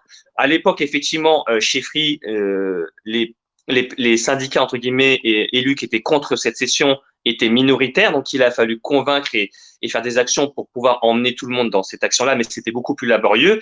Alors que là, effectivement, lorsque vous êtes majoritaire et que vous connaissez les moyens qui sont à votre disposition, il est plus facile et plus aisé que lorsque vous savez que vous êtes informé, consulté et que l'employeur est défaillant dans sa communication, de pouvoir recourir à des expertises cas échéant. Et c'est vraiment fondamental parce que moi, je considère que quand vous avez les moyens, il faut les exploiter. Quand vous n'avez pas d'informations, il faut vous renseigner. Et puis, il y a des experts qui sont là aussi pour nous aiguiller. Et si le rapport démontre ce qu'on pressentait, charge à nous, après, c'est ceux de pouvoir mener les actions si on l'estime nécessaire. Mais oui, effectivement, le changement de représentativité a un impact significatif sur, entre guillemets, ça c'est ma perception des choses, la qualité du dialogue social qu'il peut y avoir avec son employeur et aussi la crédibilité.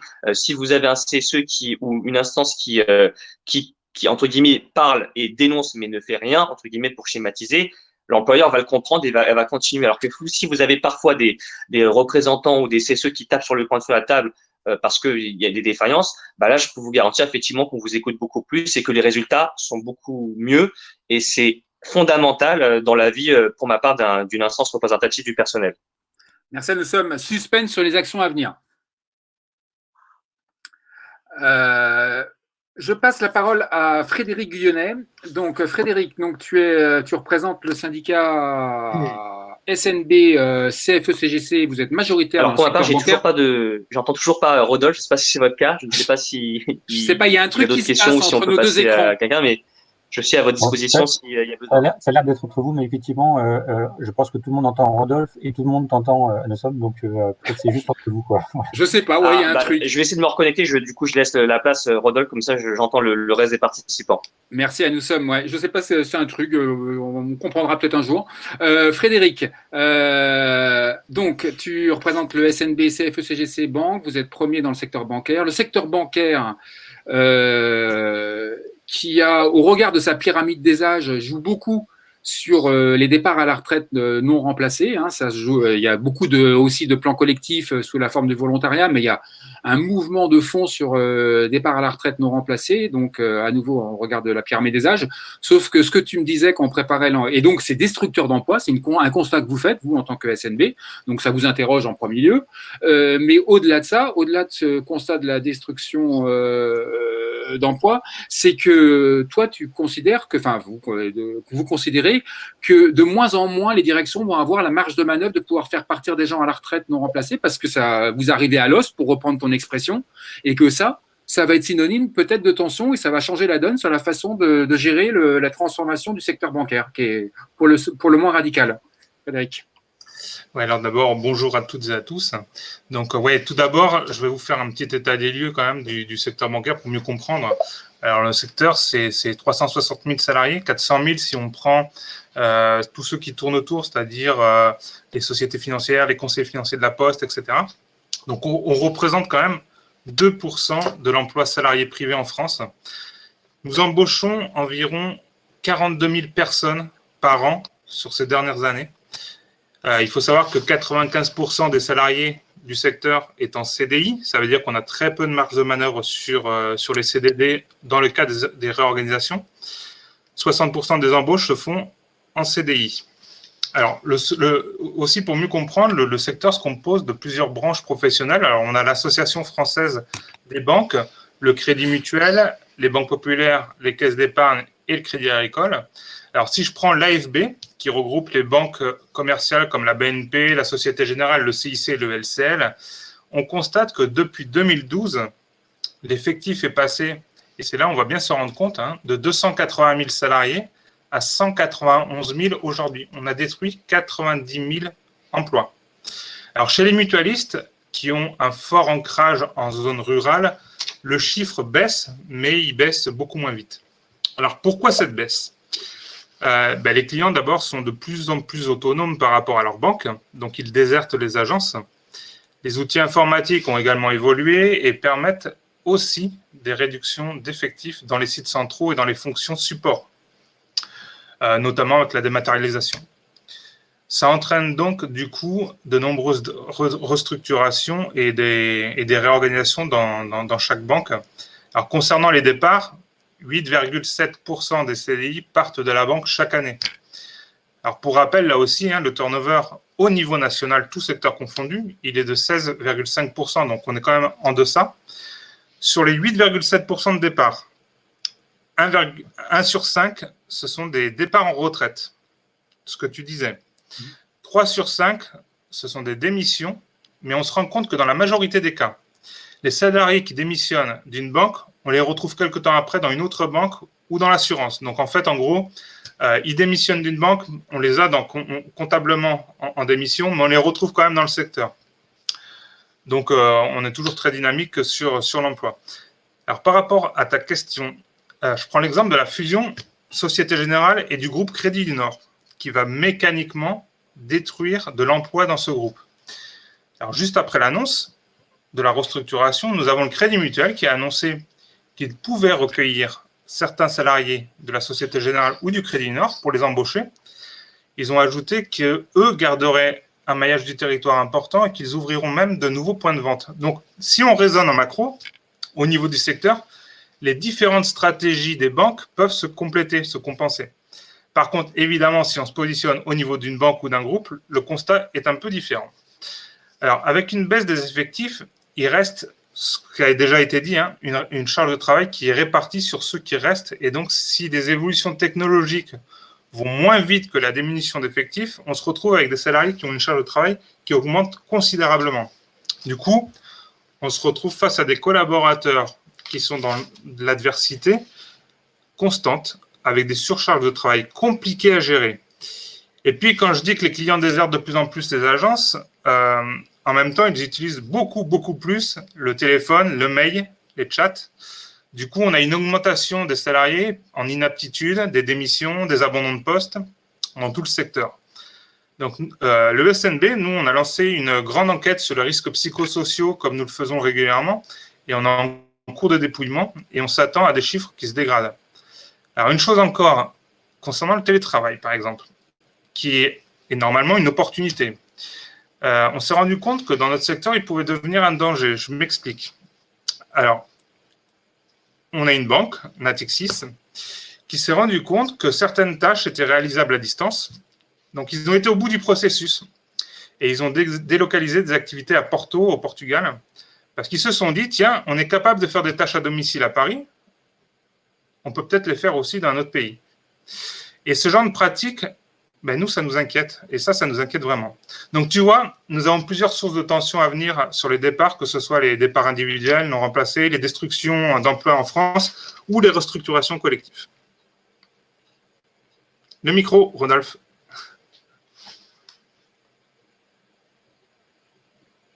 C'est pas un réflexe. Merci du rappel. Pour rebondir là-dessus sur le télétravail, il y a une question, un rebond dans la salle qui est intéressant et qui est en plein dans ce que tu dis. Nouveauté des employeurs avec le télétravail, de faire travailler un salarié pour plusieurs établissements ainsi que sur l'étranger. Ça doit te parler, ça. C'est ce que je viens de dire en fait. Mais ça va plus loin. C'est carrément de la destruction d'emplois en France pour le recréer à l'étranger. Donc oui. Ouais.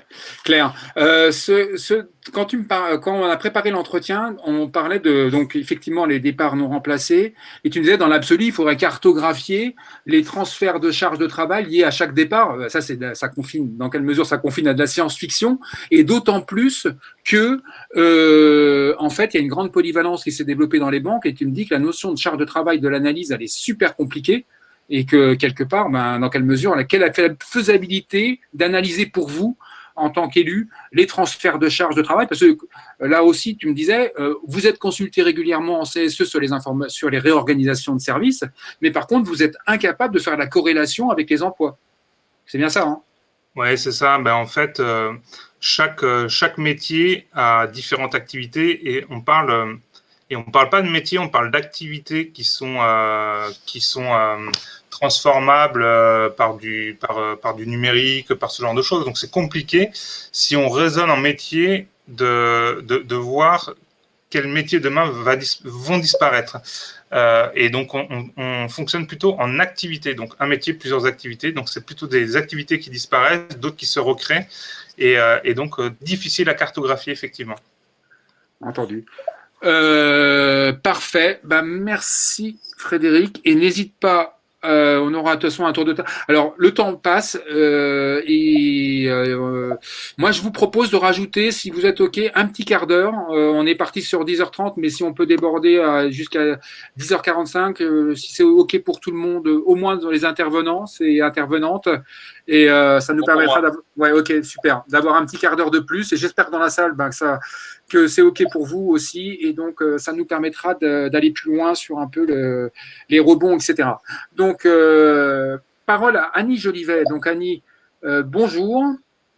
Donc, Annie, tu es donc chercheuse au Créapt. Comme je le disais avant que tu arrives et que tu parviennes à nous rejoindre, tu es ta spécialité, c'est facile de mettre des étiquettes. Alors, l'étiquette qu'on peut te mettre, c'est sur, tu es une spécialiste, une experte de l'emploi des seniors et tout ce qui est mesure d'âge.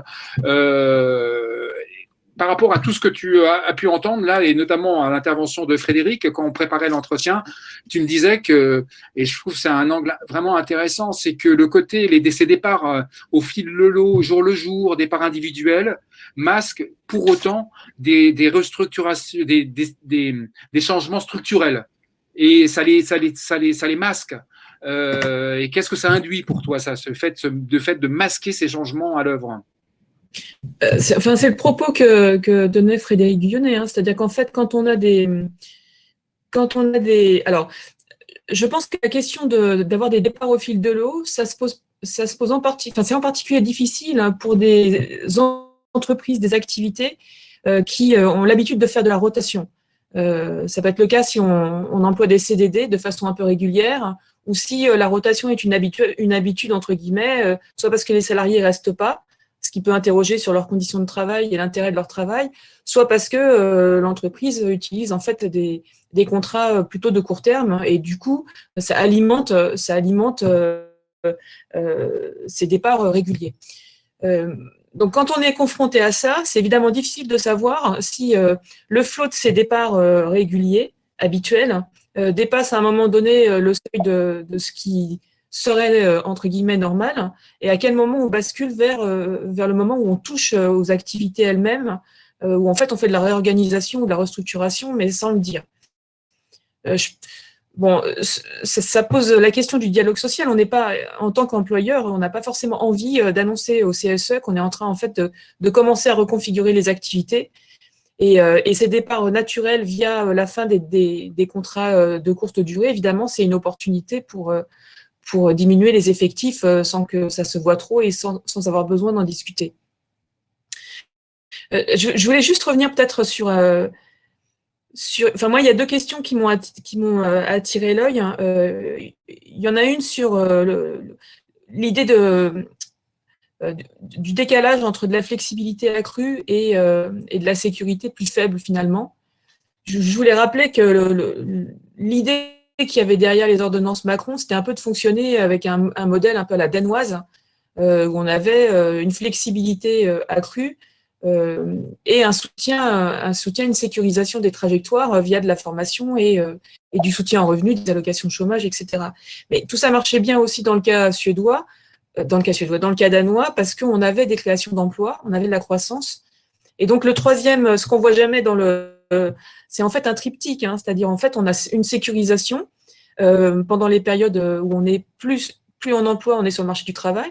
On a des emplois qui sont moins protégés, donc on a de la rotation, mais le troisième pan, c'est qu'on a de la création d'emplois. Donc même quand on est rejeté sur le marché du travail, quand on perd l'emploi qu'on a en cours, on peut faire face à la période d'attente, mais surtout il y a de l'emploi, on peut retrouver de l'emploi. Donc évidemment, dans le contexte qu'on est, le contexte est tellement inversé par rapport à ce que ça pouvait être en 2007 que d'une certaine façon, on est totalement à contre-courant de ce qui rendait possible l'efficacité de ces mesures-là.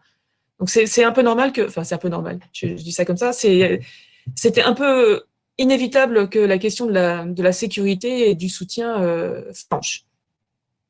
La deuxième chose que je voulais dire, c'est que j'ai regardé ce qui était dit dans les questions des participants.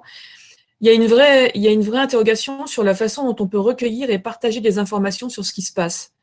Alors, on a parlé de la BDES. La BDES, elle a un côté un peu formel, hein. C'est-à-dire on va mettre dedans des choses qui sont préconstituées, que généralement les RH ont sous la main. La vraie interrogation par rapport à cette question des restructurations rampantes, c'est de savoir comment constituer des outils à la fois de suivi et d'analyse de diagnostic au fil de l'eau, pour le coup. Dans les petites entreprises, en gros, moins de 300 salariés, si je me souviens bien, on n'a pas forcément de réunions très fréquentes pour faire le point là-dessus. Les réunions trimestrielles, c'est plutôt dans des grosses structures, hein, mais évidemment, tout dépend comment les unités, les établissements sont configurés. Hein. Dès l'instant que vous êtes sous la barre des 300, vous allez vous retrouver finalement avec une information qui est moins régulière. Et puis la deuxième chose, c'est que la BDES, elle est constituée. La BDES et sa façon de l'utiliser, elle dépend beaucoup de l'accord qui a été fait sur le CSE. Quand on bascule des anciens modes de représentation aux nouveaux modes de représentation. Donc voilà, moi j'avais en tête deux choses quand on disait c'est difficile de cartographier. Pour moi, c'est pas forcément difficile de cartographier. Le fait de ne pas avoir accès à des informations nominatives n'est pas forcément un souci. La question, c'est de savoir, c'est d'avoir à disposition les fichiers complets et de pouvoir régulièrement disposer d'une sorte de cartographie. On est capable de faire ça avec des outils Excel. Hein. Une cartographie qui croise, par exemple, la répartition entre ces départs, quelle que soit leur nature, hein, et des sites croisés avec des compétences, par exemple, parce que les postes ne sont pas forcément liés à une activité donnée, ils peuvent en fait représenter un portefeuille de compétences, mais si on voit des gens qui partent particulièrement dans certains, voilà, l'accueil du client, le conseil financier, si je prends le cas de la banque, et si c'est concentré dans certaines agences, là, on voit très nettement qu'on passe en dessous du seuil de... la charge de travail est forcément très accrue. Donc voilà, des outils de cartographie, de diagnostic, c'est possible, mais il faut faire pression quand même pour obtenir ces éléments-là. Et puis, il faut qu'ils soient travaillés, c'est pas juste balancer des fichiers. La deuxième chose, c'est qu'on peut aussi avoir alors, ça peut être des enquêtes annuelles très rapides, ou ça pourrait être aussi une sorte de sondage régulier auprès des salariés, par un intranet, par exemple, pour savoir comment ils identifient, suite à des départs volontaires, des départs volontaires ou autres, comment ils identifient l'évolution de leur charge de travail. Ça pourrait être tous les mois, par exemple, une interrogation systématique sur les salariés. Avez-vous à augmenter ou pas? Et puis poser la question de savoir s'il y a eu des départs dans leur équipe et faire le lien régulièrement. Ça peut être aussi simple que ça. Ah, je t'entends pas, Rodolphe. Ça. Excusez-moi. Oui, la piste que tu esquises avec le questionnaire, Annie, ça peut permettre de jouer aussi, de peser dans le rapport de force du CSE, par exemple, à l'égard de la direction pour qu'elle soit plus prompte à être précise sur les informations qu'elle donne. Par exemple, je rebondis sur ce que tu disais par rapport à quand on en discutait avec Waiba, qui me disait on peut pas non plus se contenter dans les bilans, on raisonne en ETP, par exemple, sur l'intérim. Or, Waiba, tu m'expliquais que l'ETP, ça veut rien dire pour les intérimaires. Il y a le double en fait d'effectifs présents, en fait, de personnes présentes. Donc c'est ça qu'il faut analyser, c'est le réel. Annie. Oui, il y a l'ETP, mais il y a aussi le fait que dans les bilans sociaux, on différencie souvent les emplois dits permanents des emplois non permanents. Alors c'est un vrai problème parce que les emplois permanents, on voit qu'il y a une forme de porosité entre les emplois en CDI et les emplois tout à l'heure. En fait, dans les emplois en CDD, on voit des emplois en CDD qui peuvent avoir des durées très différentes. Certains peuvent être prorogés après éventuellement une période d'interruption pour éviter des tas de choses. Donc, en fait, savoir qui est... Enfin, moi, je ferai une différence, par exemple, entre des salariés qui sont permanents, dont la relation d'emploi n'est pas modifiée, et des salariés récurrents, c'est-à-dire des gens qui régulièrement reviennent, soit en CDD, soit en intérim, plus probablement, et qui en fait sont des permanents non réguliers. Enfin, je sais pas comment il faut dire ça. C'est des intermittents, des permanents intermittents. Voilà. Et quand on identifie ça on n'a pas de moyen d'identifier ce genre de choses dans une pyramide des âges, par exemple. Et tout le problème des bilans sociaux, c'est aussi cette espèce de découpage totalement artificiel maintenant entre des statistiques sur les CDI dits permanents et puis quelques statistiques, mais généralement moins approfondies, sur les autres salariés. La question de travailler en ETP, enfin, on peut avoir ce chiffre-là pour aider à certaines choses, mais c'est quand même… Enfin, mon sentiment, c'est que quand même, quand on travaille sur des données sociales, il faut travailler sur les données individuelles et pas faire des regroupements malheureux et un peu artificiels d'emblée, parce que sinon, on ne voit rien apparaître. Ouais, clair. Merci Annie. Le temps tourne. Anoussam, tu voulais prendre la parole? Oui, je voulais juste rebondir sur l'analyse pertinente d'Annie. Parce que c'est exactement ça. Tout à l'heure, moi-même, je parlais le bilan social ou de la BDES. Et c'est vrai que aussi, ce qu'il faut vraiment comprendre, c'est que le législateur, le Code du travail, prévoit des rubriques effectivement sur la BDES. Après, ce qui est plus important, c'est ce qu'on y met dedans et ce qu'on comprend. Les unités de mesure, les perspectives, et vraiment avoir une analyse fine de la chose, parce que l'employeur, il peut très bien dire, ah bah ok, vous voulez absolument une base de données économique et sociale, il vous noie sur les chiffres, il vous noie sur les documents, et vous ne savez plus ce que vous faites, vous ne savez plus qu'est-ce qui est pertinent, et vous ne savez plus les mettre en perspective, pardon. Et du coup, ça, c'est une écueil que peut avoir certains CSE ou certains employeurs qui se disent, bah, je vais donner de l'information. Donc vraiment, l'information, faut la travailler. Et d'où l'importance, effectivement, je leur dis que quand on ne sait pas ou quand on ne connaît pas, soit on demande à l'employeur de nouveau d'expliciter, soit, comme l'a dit Annie, préalablement, on fait des accords, une mise en place du CSE ou des accords qui permettent de cadrer la manière comment les informations vont être reçues, notamment par exemple également sur les négociations annuelles obligatoires où un certain nombre d'informations économiques et sociales nous parviennent, et ou, comme j'ai dit tout à l'heure, si vraiment on estime que la direction ne peut pas faire le nécessaire, bah dans ce cas-là, on a toujours l'opportunité de recourir à une expertise pour nous aiguiller, nous expliquer, nous expliciter ce qu'on ne comprend pas, de demander des informations complémentaires. Et dans ce cas-là, après, effectivement, je pense que le rapport de force avec l'employeur est différent parce qu'il comprend qu'on est sur le même terrain que lui, donc on a les mêmes chiffres, on comprend la même chose, et ça peut débloquer pas mal de situations. Merci à nous sommes. Julien, je te passe la parole, Julien, sur un petit, justement, sur les moyens que tu vois, toi, pour peser et que les élus soient actifs et puissent se saisir du sujet après le constat que tu as fait en préambule. Et ensuite, on fera un tour de parole entre vous avant de terminer cette session. Julien.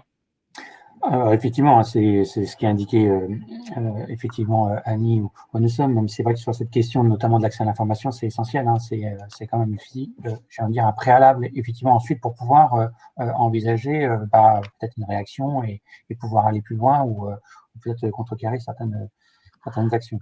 Mais c'est vrai que cette question de la BDES, elle se pose de longue date, hein, quand il y en a une. Hein. Quand il y a une BDES, quand elle est complète, quand elle est accessible, quand elle est disponible, etc., etc. Donc c'est déjà ça. Vous voyez que même sur ce premier palier, c'est pas toujours dans les grandes entreprises. J'ai envie de dire que ça commence à devenir un peu monnaie courante, mais dans beaucoup d'entreprises, ça reste encore très fragile, hein, ces éléments-là. Bon, par ailleurs, effectivement, l'outil de la BDES en lui-même pose question, et je pense que nous sommes là aussi à rappeler. C'est vrai qu'on peut être parfois un peu noyé sur l'information au sens de disposer de beaucoup de documents, beaucoup d'informations, pas toujours très exploitable d'ailleurs, hein, de pôle de fonderie. Et en plus de ça, après derrière, il faut effectivement prendre le temps de traiter, de pouvoir effectivement en extraire les principaux éléments pour pouvoir ensuite rebondir et s'en servir éventuellement lors des instances représentatives du personnel à différents moments ou lorsqu'il y a des événements particuliers. Donc ça, indéniablement, c'est vrai que l'accès à l'information, c'est une chose. Le traitement de l'information en est encore une autre, et ça, c'est vrai que c'est problématique. Et c'est vrai que ça aussi, je pense que sur la question aussi de la qualité de la BDES, bien sûr qu'il y a aujourd'hui des textes qui prévoient certains indicateurs qui sont, ça a été souligné à plusieurs reprises, insuffisants ou en tout cas qui ne peuvent pas donner une vision, je veux dire, assez opérationnelle des sujets.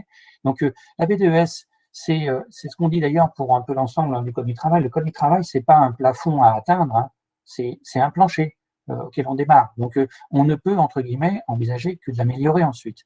Donc, la BDES peut être largement enrichie d'autres documentations. C'est pas parce que les indicateurs sont définis dans le cadre de la BDES qu'on peut pas le compléter et développer.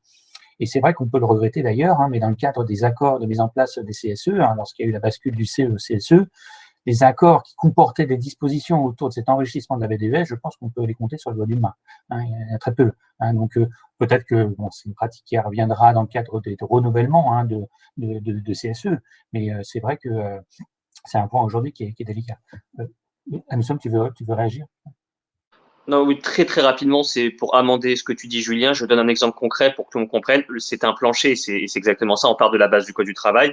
Mais par exemple, dans les BDES, vous n'avez pas, l'employeur n'est pas obligé de vous donner le motif de départ individuel pour faute grave, faute causale et sérieuse. Et c'est vrai que si vous n'avez pas une négociation forte avec votre employeur, il peut très bien vous dire, sur la BDES, je suis pas obligé de dire les motifs de licenciement, alors que c'est notre sujet, c'est le plus important pour que le CSE sache justement dans quelles dispositions l'employeur s'est séparé de ses salariés, et c'est dans la base de la négociation qu'on peut avoir ce genre d'informations. Et il est vrai que l'employeur peut se borner à respecter le code du travail quand il existe, et ça peut causer des difficultés à des CSE s'ils n'ont pas ce genre d'informations. Oui, c'est sûr, effectivement, il est parfois compliqué. Enfin, on sait tous, le dialogue social dans les entreprises est difficile. L'accès à l'information, notamment y compris à titre individuel, se pose. Bon, elle se pose d'autant plus effectivement aussi pour des raisons parfois un peu de protection des données individuelles, et ça reste entendable parfois, évidemment, malgré tout. Bon. Après, au-delà de ça, c'est vrai que ça a été souligné de temps en temps, on va dire, peut-être je passe pour ma paroisse, mais c'est vrai que ça correspond à nos quotidiens des analyses, parce que l'on intervient dans le cas des entreprises, dans le cadre des consultations annuelles obligatoires, dans le cadre effectivement des expertises, dans le cadre effectivement des réorganisations, c'est indéniable, et pour autant, dans le cas des droits d'alerte aussi, c'est des sujets qui peuvent être traités et abordés. On a la possibilité de traiter et d'aborder des sujets qui sont effectivement beaucoup plus détaillants, beaucoup plus précis, et donc y compris individuels, avec des éléments beaucoup plus justement détaillants par qualification, par métier, par activité, et qui permet d'avoir effectivement d'autres sources, peut-être des réactions ensuite, et de pouvoir peser ou de mieux identifier certains constats, en tout cas de difficultés notamment sur les départs ou sur les réorganisations.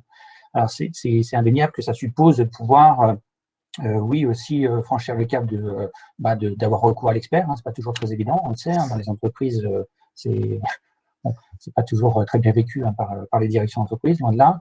Donc, quand ça se produit, il y a la possibilité d'aller assez loin, et ça a été rappelé, par exemple, notamment sur le fait de pouvoir accéder à l'ensemble des informations identiques à celles du commissaire aux comptes, l'article L2315-90. Donc, oui, ça pose problème de temps en temps, mais malgré tout, oui, les tribunaux sont aussi là pour régler de temps en temps les sujets. Et il y a de nombreuses jurisprudences qui donnent raison, justement, aux élus du personnel, pour pouvoir accéder à ces éléments-là à travers peut-être le recours à l'expert. Donc ça existe, c'est possible, mais c'est vrai que ça suppose effectivement, ça a été aussi indiqué, un CSE qui tient à cette information, et qui est incisif et qui est insistant, et qui permet effectivement de rebondir. Donc l'accès à l'information, c'est sûr. Information trimestrielle, ça a été rappelé, mais oui, c'est vrai que ça, c'est entre guillemets sur le champ obligatoire, c'est pour plus des entreprises de plus de 300 salariés, mais rien n'empêche, en dessous de 300 salariés, de demander ces informations et potentiellement de les obtenir. C'est possible, quand il y a des entreprises où le dialogue social peut arriver à être parfois un peu plus riche, un peu plus existant, c'est possible. Donc c'est pas un seuil qui empêche de travailler sur les sujets pour autant. Et puis, effectivement, après, derrière, sur les modalités de réaction, bon, ça a été abordé par Frédéric tout à l'heure, sur la question justement aussi à l'échelle d'un secteur, par rapport notamment au secteur bancaire aujourd'hui, en forte organisation, très indéniablement, la question de la stratégie à moyen terme, avec une approche peut-être effectivement, certes par activité, mais potentiellement qui pourrait aussi se décliner par emploi ou emploi repère, notamment quand on fait référence à ces thématiques autour de la GPEC, gestion des emplois prévisionnels ou des compétences, ou bien effectivement de la GEPP, qui est l'autre terminologie qui est employée sur la gestion des emplois et des parcours professionnels, c'est la même chose, mais derrière, effectivement, qui consiste à lier ce qui relève d'une stratégie d'une entreprise à 3 ans avec ses indications sur son évolution d'activité, ses secteurs d'activité ou autres, et ses métiers, cette déclinaison sociale qui est associée.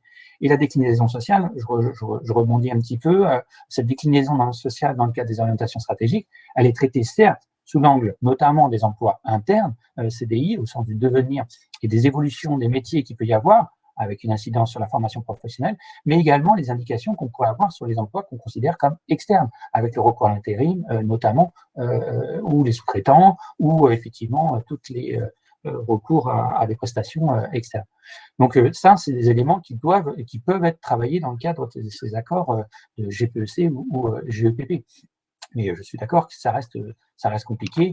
Et d'ailleurs, des accords de GPEC ou GEPP qui sont, j'ai envie de dire, pleinement pertinents au sens détaillant sur ces éléments-là, qui ne se limitent pas à des, entre guillemets, parfois des bonnes intentions, c'est pareil, c'est pas forcément monnaie courante et c'est délicat.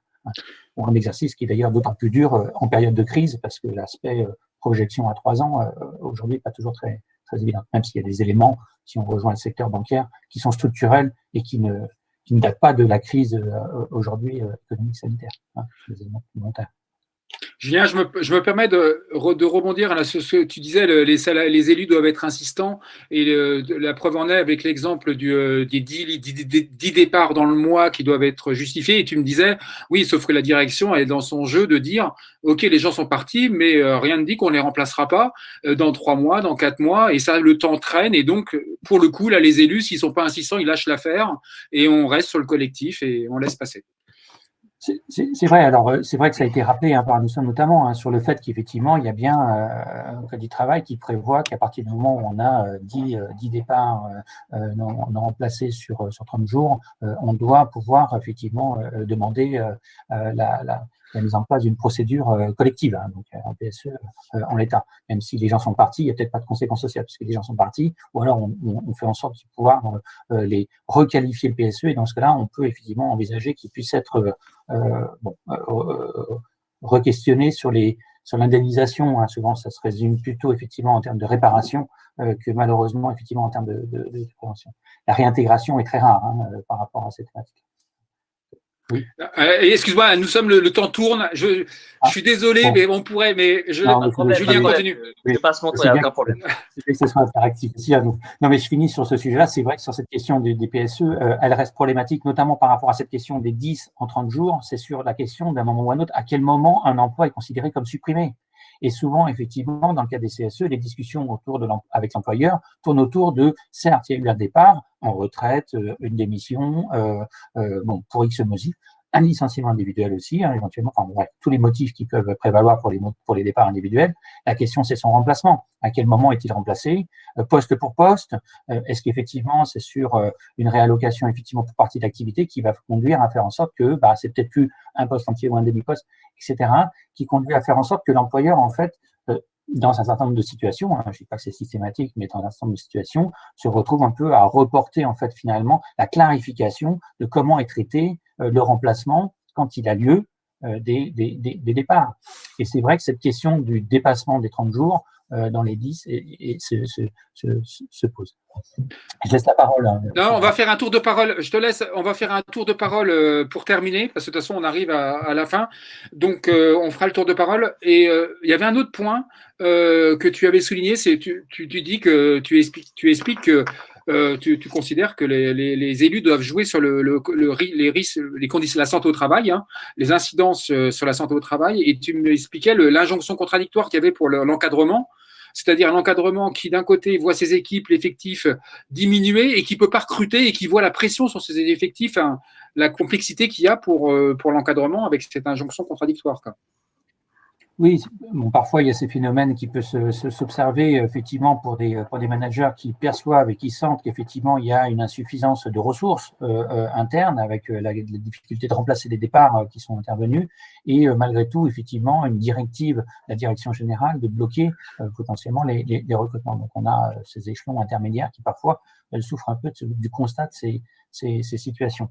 Mais indéniablement, ça a été évoqué, la question à un moment ou à un autre de pouvoir identifier, acter, en tout cas, ses conséquences sur les salariés à travers justement les effets délétères sur les conditions de travail, sur la santé par rapport aux réorganisations larvée ou silencieuse, puisque c'est l'objet du webinaire, ou bien effectivement d'ailleurs, même y compris sur celles qui prévalent par rapport notamment dans les procédures collectives.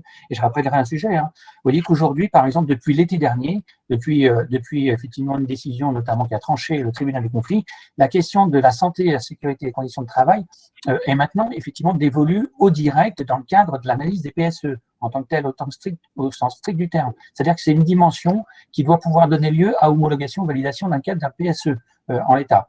Donc, c'est un sujet aussi d'activation et de levée, de négociation pour envisager qu'il puisse y avoir une meilleure lecture et prévention des risques derrière ces réalisations. Encore faut-il, et je suis d'accord, d'avoir franchi cette première étape qui consistait à faire reconnaître un PSE quand il y en a un. Mais quand il y en a un, il y a aussi cette dimension-là qui aujourd'hui se rajoute. Bon, ce qui pose d'autres questions aussi sur la capacité des directs à pouvoir traiter tous ces points-là. Donc, oui, le rôle du CSE d'alerter les directs dans ces situations-là. Bon, à titre plus personnel, on intervient aussi pour identifier et accompagner les élus de temps en temps auprès des directs pour justement mettre ces points-là en avant et alerter les directs qui ensuite deviennent effectivement un levier d'échange avec les directions. Donc ces points-là doivent être activés. Donc ça existe, mais je rappellerai aussi que d'une manière générale, dans la vie courante, il y a un fameux article, le 2312-8, qui prévoit effectivement du Code du travail, qui prévoit effectivement qu'à partir du moment où il y a des évolutions sur la marge générale de l'entreprise, etc., on doit avoir une incidence notamment sur les conditions de travail, une lecture des conditions de travail. Il y a des obligations de l'employeur sur la prévention des risques. Donc tous ces éléments-là conduisent à potentiellement pouvoir avoir aussi la possibilité d'avoir recours de temps en temps à des expertises sur des projets importants, dans le cadre des réalisations, en introduction de nouvelles technologies, ou bien effectivement de risques graves quand il est identifié des faits avérés ou pas d'ailleurs, mais qui peuvent conduire effectivement à mettre en danger la santé des salariés. Donc il existe des recours pour pouvoir peut-être effectivement aider entre guillemets peut-être ou accompagner ou épauler le CSE dans ses revendications, parce que je suis d'accord que la grande difficulté c'est de trouver le moyen de réagir quand on constate ces dysfonctionnements et ces situations compliquées. Merci Julien. Je vous propose un tour de parole avant de conclure. Donc, à moins qu'Emmanuel, si tu as… Non, moi c'est ce que je retiens, c'est que il y a beaucoup de commentaires et de partage d'expérience sur les éléments que vous avez évoqués, en l'occurrence conditions de travail effectivement dégradées suite au départ, donc des constats de difficultés d'organisation, finalement pas forcément travaillés puisque ces départs ne sont pas organisés, donc du coup ils sont au fil de l'eau et donc du coup l'organisation doit s'adapter. Après quelques éléments au niveau de l'auto-entrepreneuriat et tout ce que vous avez évoqué sur ces conditions-là de remplacement des salariés CDI ou CDD, et puis toutes les questions autour du télétravail, des nouvelles méthodes effectivement qui conduisent à s'organiser autrement avec la pratique du télétravail, en l'occurrence multisite comme vous l'avez dit tout à l'heure, ou en tout cas avec peu de visibilité sur les conditions de travail de ces fameux télétravailleurs, puisque on s'éloigne des conditions de travail classiques visibles par exemple les syndicats en interne, et c'est vrai que c'est un peu compliqué. Et après toutes les questions, en tout cas tous les éléments de retour d'expérience sur les actions des CSE dans le cadre des difficultés rencontrées, soit d'information, consultation, soit de réorganisation forcée. Voilà tout ce qu'on peut résumer. Merci Emmanuel. Je rajouterai simplement, moi vite fait, il y avait un rebond d'une personne de la fonction publique sur le phénomène des ruptures conventionnelles qui explosent dans la fonction publique et les incidences que ça a. On est dans le sujet aussi. On n'a pas parlé de la fonction publique, mais c'était effectivement un rebond. Waiba, rapidement, parce que sur un peu ce que tu as pu entendre, je sais que c'est réducteur, etc., mais un peu, parce que ça t'inspire ce que tu as pu entendre. Ah oui, c'était merci Rodolphe. D'abord, merci pour l'organisation de ce webinaire. Merci à Tandem également. Des échanges assez denses, assez riches. Maintenant, il faut prendre un peu de recul et un peu de hauteur pour pouvoir analyser et ingérer tout ça.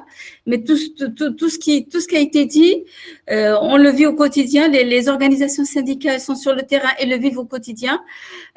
Pour ce que j'ai dit, nous avons besoin, en tant que CGT intérim, on a besoin des autres organisations, de nos homologues pour pour pouvoir rentrer en contact. Pour autant, nous sommes sur le terrain, nous allons à la rencontre des salariés intérimaires sur les sites, nous les rencontrons aussi bien à leur sortie ou à leur rentrée, à leur embauche ou quand ils sortent de leur travail. On les rencontre, nous avons beaucoup d'échanges avec eux, nous avons nos sites internet, donc aussi on a des chats. L'évolution technologique fait évoluer les rencontres, mais n'oublions pas que la responsabilité de la santé et des conditions de travail, c'est à la charge de l'employeur, et l'intérimaire est aussi, l'entreprise utilisatrice a la responsabilité des conditions de travail pour le salarié intérimaire. Ne l'excluons pas, il doit faire partie intégrante des plans de formation et des plans d'action sur la sécurité et la santé des salariés intérimaires. Il participe tout autant au développement de l'entreprise, il participe tout autant à son essor, donc il ne faut pas l'exclure. Aussi bien dans la rémunération, qu'il y ait une reconnaissance pour sa rémunération, pour son évolution, donc il ne faut pas l'exclure. C'est un salarié à part entière. Ouais. Et donc pas la 5e roue du carrosse. Merci Wahiba. À nous sommes. Moi, j'espère qu'à travers cet échange très constructif et très plaisant, que ça a pu répondre à beaucoup de personnes qui nous écoutent. J'ai vu beaucoup de questions, effectivement, sur les moyens du CSE de manière générale. Donc, j'espère qu'on a répondu à pas mal de choses. Je voulais juste préciser très rapidement que tout à l'heure, si vous n'êtes pas en capacité de faire une expertise, il y a aussi un autre droit, et je parle sous le contrôle de Julien, qui est le droit d'alerte économique et sociale, qui permet aussi justement de poser des questions et d'avoir un certain nombre de documents qui n'existe pas quand vous êtes de moins de 300 salariés. Donc, c'est aussi un outil qui est complémentaire, parce qu'après, une expertise peut être faite. Donc, c'est aussi ça qu'il faut dire. Moi, mon message, et c'est aussi pour ça que j'ai accepté aussi de donner mon expérience, et que Rodolphe a pu échanger avec moi sur notre situation, c'est qu'il y a des moyens. On a réussi, il y a des moyens, les CSE ont des moyens de le faire. Il faut les utiliser à bon escient. Il y a beaucoup d'outils qui sont à disposition. Il y a beaucoup d'acteurs externes à l'entreprise qui peuvent nous aider. Faut juste savoir le faire. Et juste pour répondre aux certaines questions, la prise en charge, et je parle toujours sous le contrôle de Julien, des expertises, il y en a certaines qui sont en prise en charge à 100% par l'employeur, type orientation stratégique ou risque grave, et d'autres où c'est à hauteur de 20% du CSE, mais dans la limite de ce qu'il peut donner. Donc, entre guillemets, financièrement, il y a, entre guillemets, ça ne doit pas être un frein à recourir à un expert si c'est pour le bien-être des salariés et la pérennité de l'entreprise. Donc, il faut y aller, faut oser, faut se renseigner. Et j'espère que ce webinaire vous a permis de comprendre qu'il y a des moyens et que, entre ce que dit l'employeur et ce que vous pouvez faire, des fois, il y a deux mondes et il faut juste se renseigner. Voilà le message de la fin pour moi. Merci à nous sommes. Frédéric. Oui, donc c'était hyper intéressant. Je voulais juste revenir sur un sujet qui me tient à cœur et qu'on avait évoqué en off avec toi, Rodolphe, et on est complètement dans le thème. C'est des pratiques qui consistent à augmenter le nombre de licenciements pour faute, pour masquer des restructurations. Donc même s'il n'y a pas eu, dans notre secteur en tous les cas, de licenciements pour faute en 2020 grâce à la crise sanitaire, par contre, effectivement, dans une période de réorganisation, si les départs naturels ne suffisent pas, tout est possible. Et dans certaines banques, j'ai pu le constater, il y a différentes pratiques.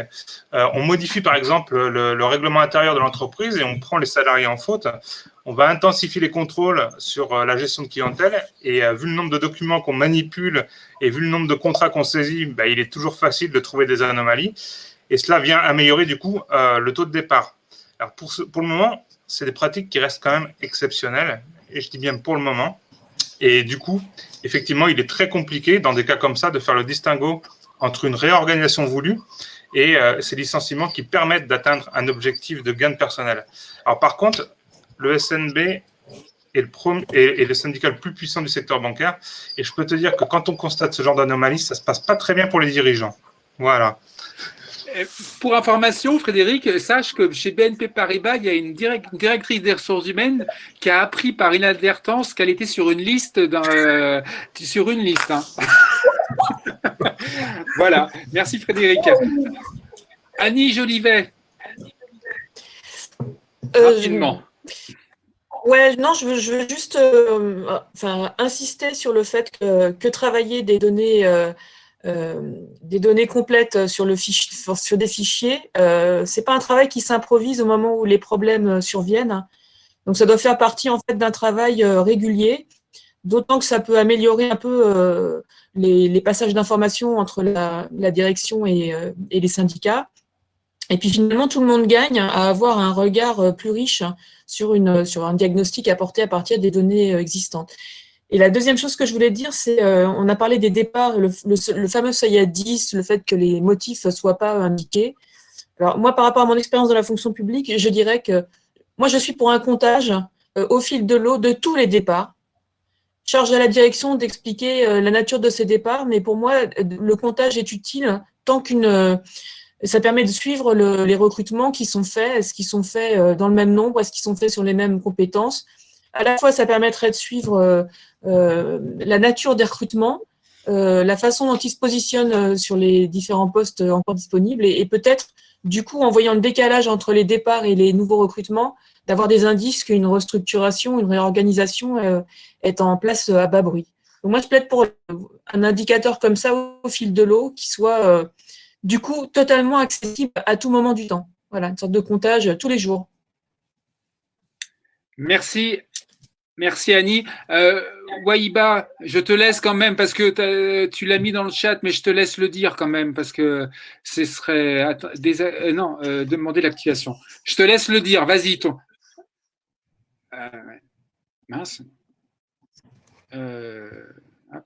Hop, c'est bon. Moi, je voulais juste dire qu'il faut garder un collectif très fort. Ne pas être divisé. Les organisations syndicales ne doivent pas être divisées, et quelle que soit l'organisation syndicale, parce que c'est dans un collectif fort et soutenu que l'on peut faire avancer les choses. Et je vais terminer par une jolie phrase de mon grand-père, paix sur lui, qui dit qu'une main n'applaudit pas seule. Il faut les deux mains pour applaudir. Donc, c'est vraiment assez important d'avoir un collectif. C'est le collectif qui fait avancer les choses. Bon, mais il fallait que tu le dises. Merci, Wahiba.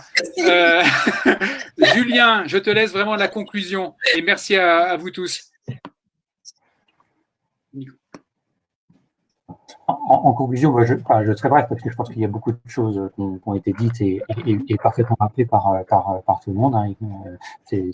Effectivement, j'ai trouvé ça très, très riche et intéressant, les expériences des uns et des autres pour partager sur ce point-là.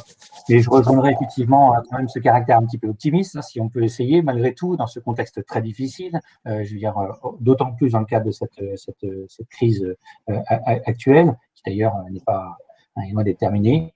Mais effectivement, qu'il y a la possibilité, enfin, il y a un besoin, il y a de vigilance des élus, indéniablement, mais il y a effectivement quand même quelques moyens de pouvoir essayer d'agir et de pouvoir essayer de rebondir sur les éléments qui se produisent à travers de l'accès à l'information, à travers effectivement parfois la fourniture d'indicateurs ou autres, mais surtout de pouvoir à un moment ou à un autre interroger les entreprises sur les directions qu'elles prennent. Et souvent, l'objectif, c'est quand même de pouvoir effectivement essayer de passer ce cap du très court terme pour envisager que à terme, quand on est en train de réorganiser une entreprise avec des départs, et effectivement, le terme de défaillance sociale a été employé, et je suis parfaitement d'accord avec cette logique-là, et indéniablement, à un moment ou à un autre, on finit par le payer à moyen terme.